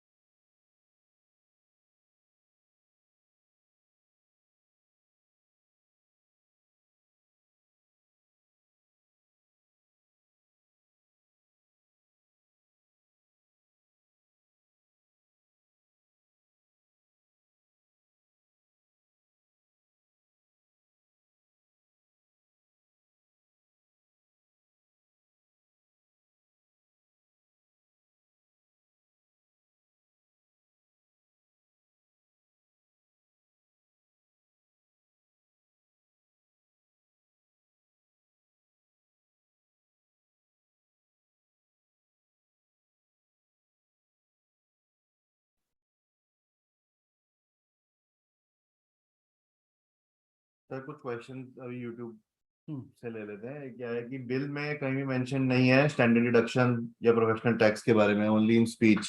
तो वेदर इट इज एक्सपेक्टेड कि एक्ट में नहीं, सेक्शन 115 जो है जहां पर स्पेशल रेट्स ऑफ टैक्स दिए हुए हैं न्यू रिजीम के, उसमें स्पेसिफाइड है कि स्टैंडर्ड डिडक्शन मिलेगी, और जो फैमिली पेंशन की डिडक्शन मिलती है वो भी मिलेगी, और जो 80CCH है उसकी डिडक्शन मिलेगी। तो ये तीनों चीजें स्पेसिफाइड हैं कि नई रिजीम में जाएंगे तो ये तीनों डिडक्शन मिल सकती हैं।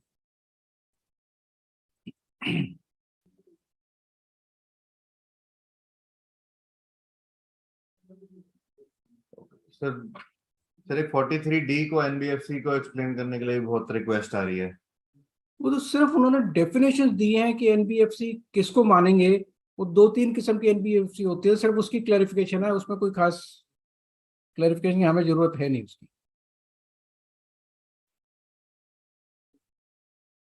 सर पैनलिस्ट में से कोई क्वेश्चंस हैं तो सर प्लीज अनम्यूट करें सर। सेक्शन 43B का एक बारी दोबारा सर बता दें, एमएसएमई की रजिस्ट्रेशन का विद एग्रीमेंट विदाउट एग्रीमेंट, और 15 डेज का और 30 डेज का सर जो सिस्टम है।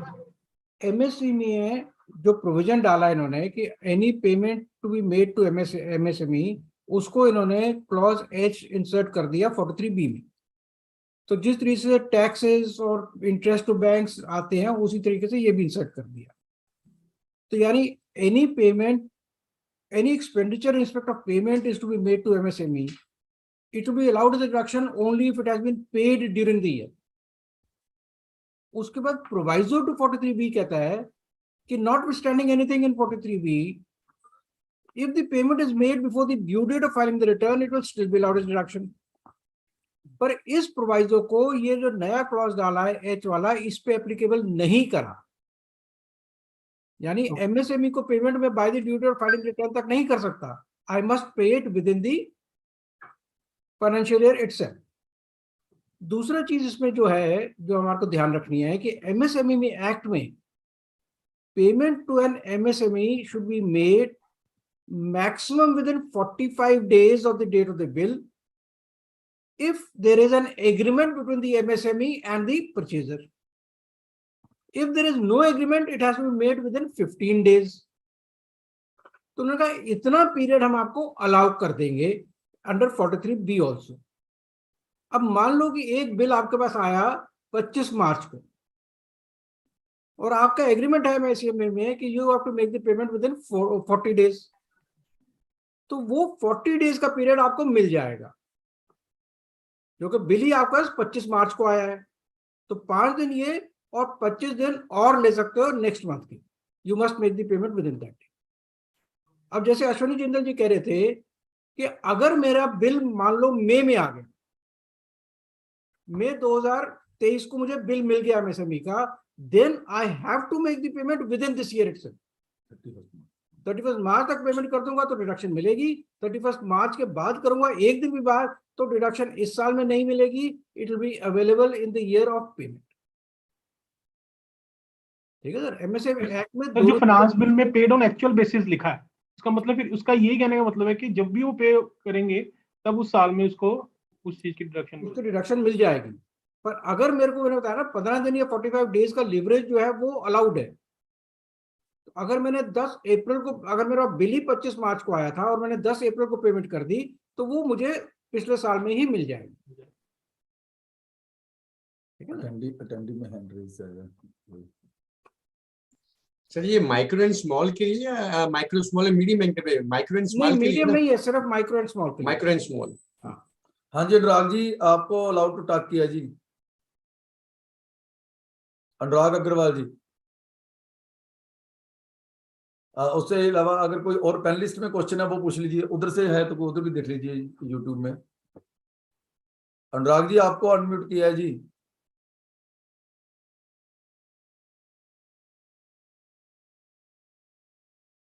हाँ जी अनुराग जी पूछिए।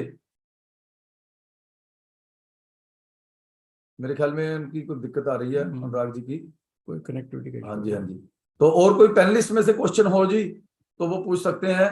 तो उधर है यूट्यूब में कोई? हाँ जी, 43B पे ही है कि what if the provision for fees and deducting TDS was made after giving the bill in the balance sheet, what will be the situation and the position in that case? वही तो provision डाला गया कि सिर्फ provision के base पर deduction नहीं मिलेगी, सिर्फ पेमेंट के बेस पर आपको डिडक्शन मिलेगी। That is the main crux of the 43B। और 115 बीबी में तो कोई चेंज नहीं है ना सर इस पर, वो एज इट इज ही है, वो वैसे ही है। 115 बीबी में सिर्फ कोऑपरेटिव सोसाइटीज के लिए नया सेक्शन डाला है which is similar to 115 BBA। उसमें 15% टैक्स लगेगा कोऑपरेटिव सोसाइटीज को भी, who are engaged in manufacturing of goods. Sir ये पॉइंट दोबारा एलैबोरेट करेंगे, जो प्रोविजन पे बेस पे, फॉर एग्जांपल ऑडिट की प्रोविजन 31 मार्च में डल गई, बैंक्स में भी जब सभी क्लाइंट्स डालते हैं उसका टीडीएस काट के जमा हो गया, हम जब ऑडिट करेंगे उसके बाद उसका बिल इशू करेंगे, तो इसका मैंने जो डिडक्शन मैंने मेरे को फाइनेंशियल के हिसाब से क्लेम करनी, वो किस बेस पे फिर चलेगा? प्रोविजन तो आप कह रहे हो मिलेगी नहीं अब तो खर्चा उसका। देखिए अगर if the CA is registered under MSME act जी, सिर्फ तभी ये प्रोविजन अप्लाई करेगा।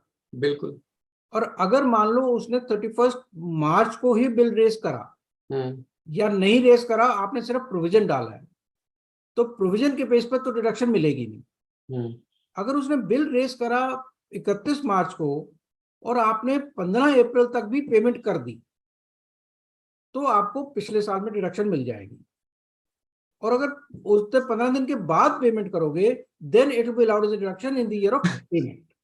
तो इसका मतलब जैसे मैंने ऑडिट फॉर एग्जांपल जुलाई में कंप्लीट किया, तो उसके बाद मैं बिल रेज करूंगा, तो जो प्रोविजन इसका मतलब वो डाली गई है वो डिसअलाउड होकर एड बैक हो जाएगी। वो बिल्कुल एड बैक हो जाएगी। तो जब मैंने पेमेंट करनी उसके हिसाब से अलाउंस आएगा, इसका यही मतलब है ना? जिस साल में पेमेंट करोगे उस साल में अलाउ मिल जाएगा वो। और प्रोविजन बेस्ड बैंकों को भी कोई खर्चा नहीं मिलेगा जो 31 मार्च में मार्कअप करेंगे लेकिन पेड नहीं करेंगे। मतलब उन्होंने प्रोविजन डाल दी और लेकिन उसकी पेमेंट और बिल बाद में रेज हुए, हाँ, तो वो डिडक्शन नहीं मिलेगी। इसकी बहुत बड़ी इंप्लीकेशन है वैसे देखा जाए हर मामले में। एक तो ऑडिट के दौरान भी अगर हमने चेक करना है, ऑडिट के दौरान भी प्रॉब्लम आएगी आपको। टैक्स ऑडिट में भी आपको सारी चीजें देखनी पड़ेंगी। What is the payment, how much payment is made to MSME, उसकी कब पेमेंट हुई है, कब बिल रेज हुआ, उसके साथ कोई एग्रीमेंट है या नहीं है। सभी डेटर का पहले तो डाटा मांगना पड़ेगा मास्टर। सर इसका मतलब जब ऑडिट प्लानिंग करनी है सभी ने, तो सबसे पहले तो मेरे जिस एसएससी का मैंने ऑडिट करना है, मेरे को ये पता होना चाहिए उसके पास माइक्रो स्मॉल में आता कौन कौन है। ये डाटा अपने आप में कम्बरसम एक्टिविटी बन जाएगा लेने के लिए। उसकी पूरी परचेज आपको उसकी डिटेल लेनी पड़ेगी, इसमें से कितनी परचेजेस एमएसएमई से है, कितनी सर्विसेज एमएसएमई से आई हैं, उसका सारा आपको डेटा लेना पड़ेगा। ये देखना पड़ेगा कि उनके साथ कोई एग्रीमेंट है या नहीं एग्रीमेंट है, कब बिल रेज हुआ, कब पेमेंट हुई, ये सारा। जो 31 मार्च को पेबल खड़े हैं, हाँ, जो एटलीस्ट 31 मार्च को पेबल खड़े हैं पिछले साल और इस साल, वो सारे आपको देखने पड़ेंगे टैक्स ऑडिट। और कोई क्वेश्चन है जी? तो अदरवाइज वी विल कंक्लूड। अगर कोई क्वेश्चन है तो वो काइंडली पूछ सकते हैं। अगर कोई इंटरनेशनल टैक्सेशन के रिलेटेड है तो ऋषभ जी से पूछ सकते हैं। अच्छा इधर एक मिनट, क्यूए में क्वेश्चन 3 है। Ashok Batra ji would like to. Ashok Batra ji अब मेरे ख्याल में उन्होंने क्वेश्चन रिप्लाई कर दिए थे, अब वो दोबारा जुड़ेंगे जब हम दोबारा प्लान करेंगे। For micro and small default during the year but paid, ये हो चुका है सर। चैरिटेबल ट्रस्ट के केस में लोन रिपेमेंट वाला सिनेरियो क्लियर करना। ओके, देखिए चैरिटेबल ट्रस्ट में पिछले साल में प्रोविजन आया था कि अगर मैं कोई लोन लेकर एप्लीकेशन करता हूं, supposing I take a loan of 50 lakh rupees और उसमें से चैरिटेबल एक्टिविटी करता हूं, तो it is not to be considered as application of this year. It be considered as application only of the year in which I repay the loan. Repayment of loan. ठीक है sir. तो ये provision पिछले साल आया था. अब government को रियलाइज हुआ कि रीपेमेंट की बात तो हम कर रहे हैं, बट हम कितने साल तक इसको वॉच करेंगे. एक आदमी ने लोन लेकर आज अप्लाई कर दिया, उसने उसकी, अब उसको हम पेंडिंग रखेंगे 20 साल तक.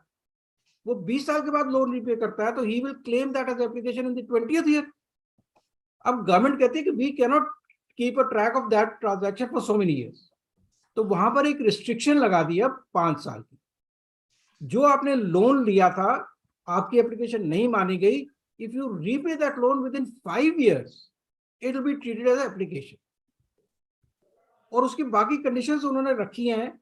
कुछ कंडीशंस है कि आप 48(3) का कंप्लायंस करेंगे, कैश में पेमेंट नहीं होगी, उसका टीडीएस अगर एप्लीकेबल है तो वो होगा, और रिलेटेड पार्टीज को नहीं होना चाहिए. तो वो कंडीशंस जो थी वो सारी कंडीशंस अप्लाई करेंगी. But main emphasis is loan should be repaid within a period of 5 years, then only it will be treated as. But अगर उसकी टर्म ही ज्यादा है सर, 10 साल का लोन नहीं, तो फिर वो नहीं माना जाएगा. तो फिर 5 साल तक की मानेंगे, 5 उसके साल बाद तक नहीं हाँ, मानेंगे. 5 साल के अंदर रीपेमेंट होगी तो वो आपको एप्लीकेशन मानी जाएगी. Beyond 5th year it will not be treated as application. 2 question हो रहे हैं सर. जिंदल साहब, काम चलेगा सर. जिंदल साहब, वो वाला फिर हाँ जी, हाँ जी, हाँ जी. सर स्टैंडर्ड एक्शन की कहीं बात नहीं आई. स्टैंडर्ड डिडक्शन की सर, मैंने स्टैंडर्ड बताया था आपको, जो 115 BAC है उसी के अंदर प्रोविजन डाला गया है कि while calculating the tax liability, taxable income compute करते हुए 3 डिडक्शंस मिलेंगी. न्यू स्कीम में 3 डिडक्शंस अब अलाउड है. 16(1)(a) की standard deduction for employed, family pension की डिडक्शन जो 57 में मिलती है वो भी मिलेगी 15,000 की, और तीसरी जो आपने जो नया अग्निवीर वाला प्रोविजन डाला है 80CCH वाली, वो भी डिडक्शन मिलेगी. और 80JJ जो पुरानी 80JJ तो मिलती है. तो ये सारी डिडक्शंस जो पहले मिलती थी प्लस ये 3 नई डिडक्शंस, ये नई स्कीम में एप्लीकेबल है. पर सर मैं तो चलो आपके माध्यम से, और गुरुजी अभी दूसरे प्रोग्राम में चले गए, आपके माध्यम से ये रिक्वेस्ट करूंगा कि अमेंडमेंट में ये प्रोविजन जरूर डालो. जैसे हमने देखा कि शेयर बाजार में LIC के या और शेयर कंपनियों के, ICICI प्रूडेंशियल के, सबके शेयर गिर गए. आज की डेट में हमारी इंडियन इकोनॉमी सोशल इकोनॉमी है, सोशल मतलब सेविंग पे ऊपर डिपेंडेंट है. एटलीस्ट LIC की चाहे 80C में 50,000 कर दें, और नए एक्ट में, नए रिजीम में, और 50,000 की मेडिकल की. ये 2 पॉलिसियों की इंश्योरेंस मिलनी चाहिए. उसका कारण है कि बंदा अपनी सिक्योरिटी खुद ही करता है, यहाँ पे अदरवाइज कोई सिक्योरिटी की प्रोविजन नहीं है. बिल्कुल मिलनी चाहिए. Basic purpose of the new scheme, जो गवर्नमेंट की थिंकिंग है that let us simplify the tax law, tax rate हम कम कर दें, डिडक्शंस एग्जेम्पशन सारी विड्रॉ करते जाएं और टैक्स रेट को कम करते जाएं. So that is the basic philosophy of bringing in the new scheme. अब अगर हम फिर इसमें डिडक्शंस देना शुरू कर देंगे, नहीं दो तो, सर जो सोशल सिक्योरिटी से साथ रिलेटेड है. सर मैं मानता हूं कि बात, फिर और भी डिमांड आती है. पर ये तो हर आदमी के लिए सोशल सिक्योरिटी है ना सर. ठीक है, इसमें चाहे रिस्ट्रिक्शन कर दें कि 25,000 की इसमें मेडिकल में देंगे और 50,000 की ओनली LIC में देंगे. ठीक है, आपकी सजेशन ठीक है, can be put forward, but basic philosophy of the new regime is that no exemptions, no deductions. Sir and lower the tax rate. एक आया क्वेश्चन रिलेटेड टू चैरिटेबली कि what if loan taken prior to 1/4/2021, उसका 5 साल होगा या मतलब वो पुराना एज इट इज चलेगा? वो पुराना एज इट इज चलेगा, पुराने के ऊपर नहीं है. This provision is applicable from assessment year 23-24 onward, तो इसलिए पुराने पे कोई एप्लीकेबल नहीं है.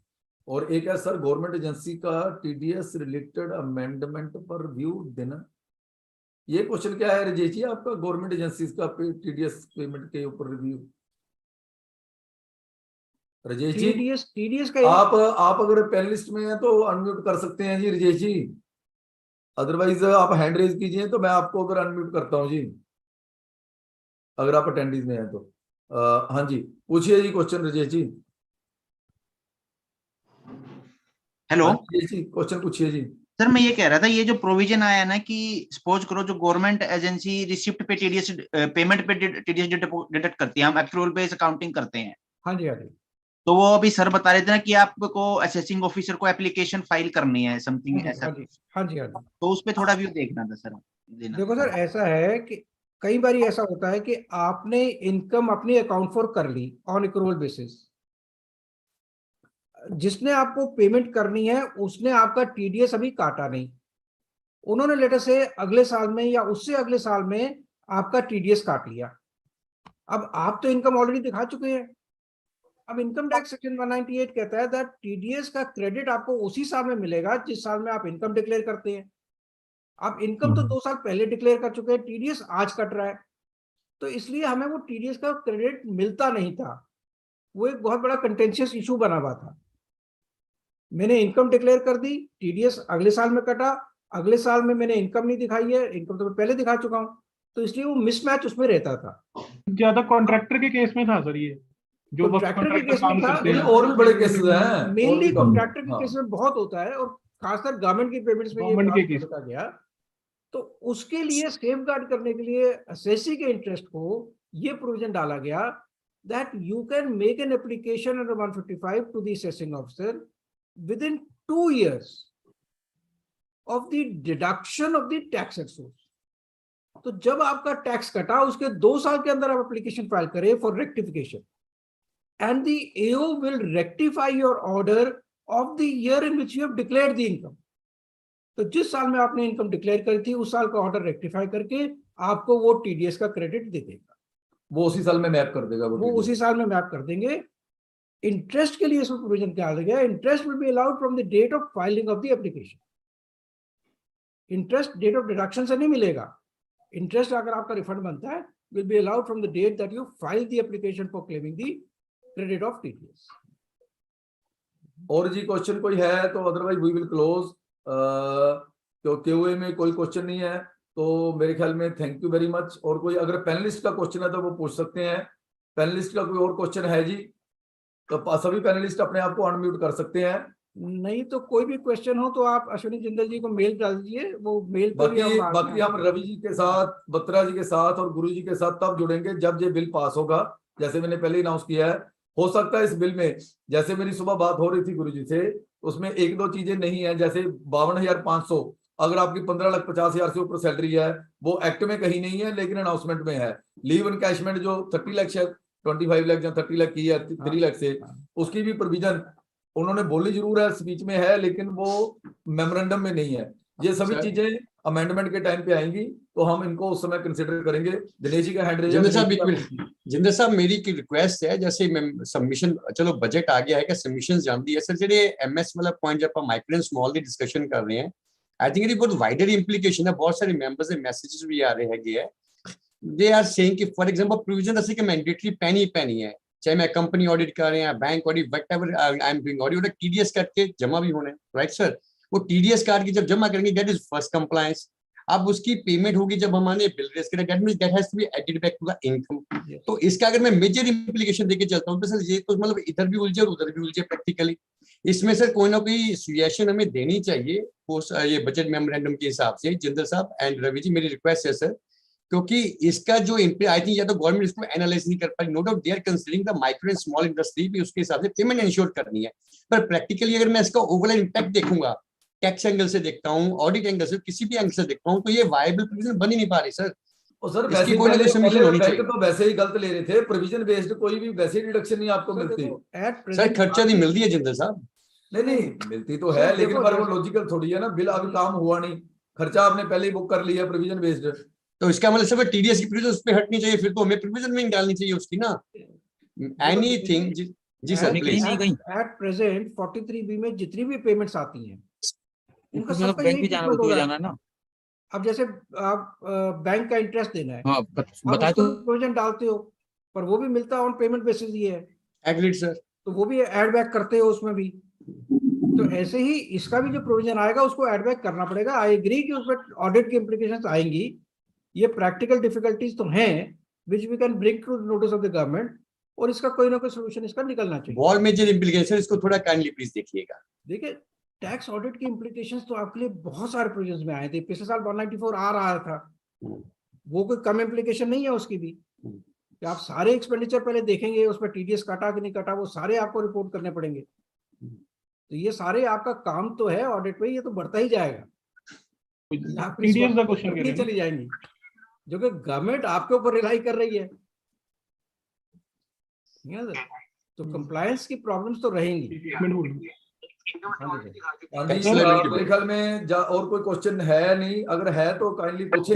रोहित वेक्टर जी, आपने अनम्यूट किया था, फिर आपने बाद में कोई डिस्टरबेंस आ रही थी। सर एक टीडीएस के रिलेटेड क्वेश्चन, एक टीडीएस के रिलेटेड सर, जो अभी आपने बताया कि उसको क्लेम कर सकते हैं, that is sir retrospective effect से है या 1/4/23 से ही है सर? नहीं, वो रेट्रोस्पेक्टिव से नहीं है, वो करंट ईयर से है। तो अब वो जो नए प्रोविजंस में आएगा उसी में क्लेम कर सकते हैं। बट अगर इसमें जैसे इंप्लीमेंट होगा, अगर पिछले साल की आपकी इनकम आप ले चुके हो, लेकिन टीडीएस मान लो 24-25 में कटता है, तो आप तब ले सकते, जब कटेगा उसके 2 साल के अंदर आप कर सकते हैं। अगर वो पहले कट चुका है, मान लो पिछले साल में कट चुका है, तो उसकी अब इसमें कोई इम्प्लीकेशन नहीं है। अब अगर पिछले साल में आप इनकम डिक्लेयर कर चुके हो और टीडीएस आपका इस साल में कटता है या अगले साल में कटता है, तो उस केस में आप एप्लीकेशन 2 साल के अंदर फाइल कर सकते हैं। हाँ जी, रोहित जी, आपका क्वेश्चन है जी कोई? मेरे ख्याल में गलती से अनम्यूट है। चलो, thank you very much sir. आज बड़ा हमारा एक्सटेंसिव सेशन रहा। Thanks to Ashok Batra ji in absentia, Guru ji in absentia, वो अभी जा चुके हैं। तो रवि जी जिन्होंने चार्ज संभाला, मतलब गुरु जी का ये पार्टनर और शिष्य ऐसे ही नहीं है, मतलब गुरु जी आज अगर भागना था तो इन्होंने वो भी पूरी ड्यूटी निभाई है। तो आज आपके हमारे क्वेश्चन जितने भी गुरु जी के रिलेटेड पेंडिंग थे, पर गुरु जी ने भी पूरा 1 बजे तक का टाइम दिया है। चाहे उनके जहन में कहीं हो कि मैं अश्विनी जी को मना के आधा घंटा पहले भाग जाऊंगा, उनको पता है भागने देंगे नहीं, तो पूरा 1 बजे ही गए हैं गुरुजी, और पूरी प्रोविजन हमें डिस्क्राइब करके गए हैं।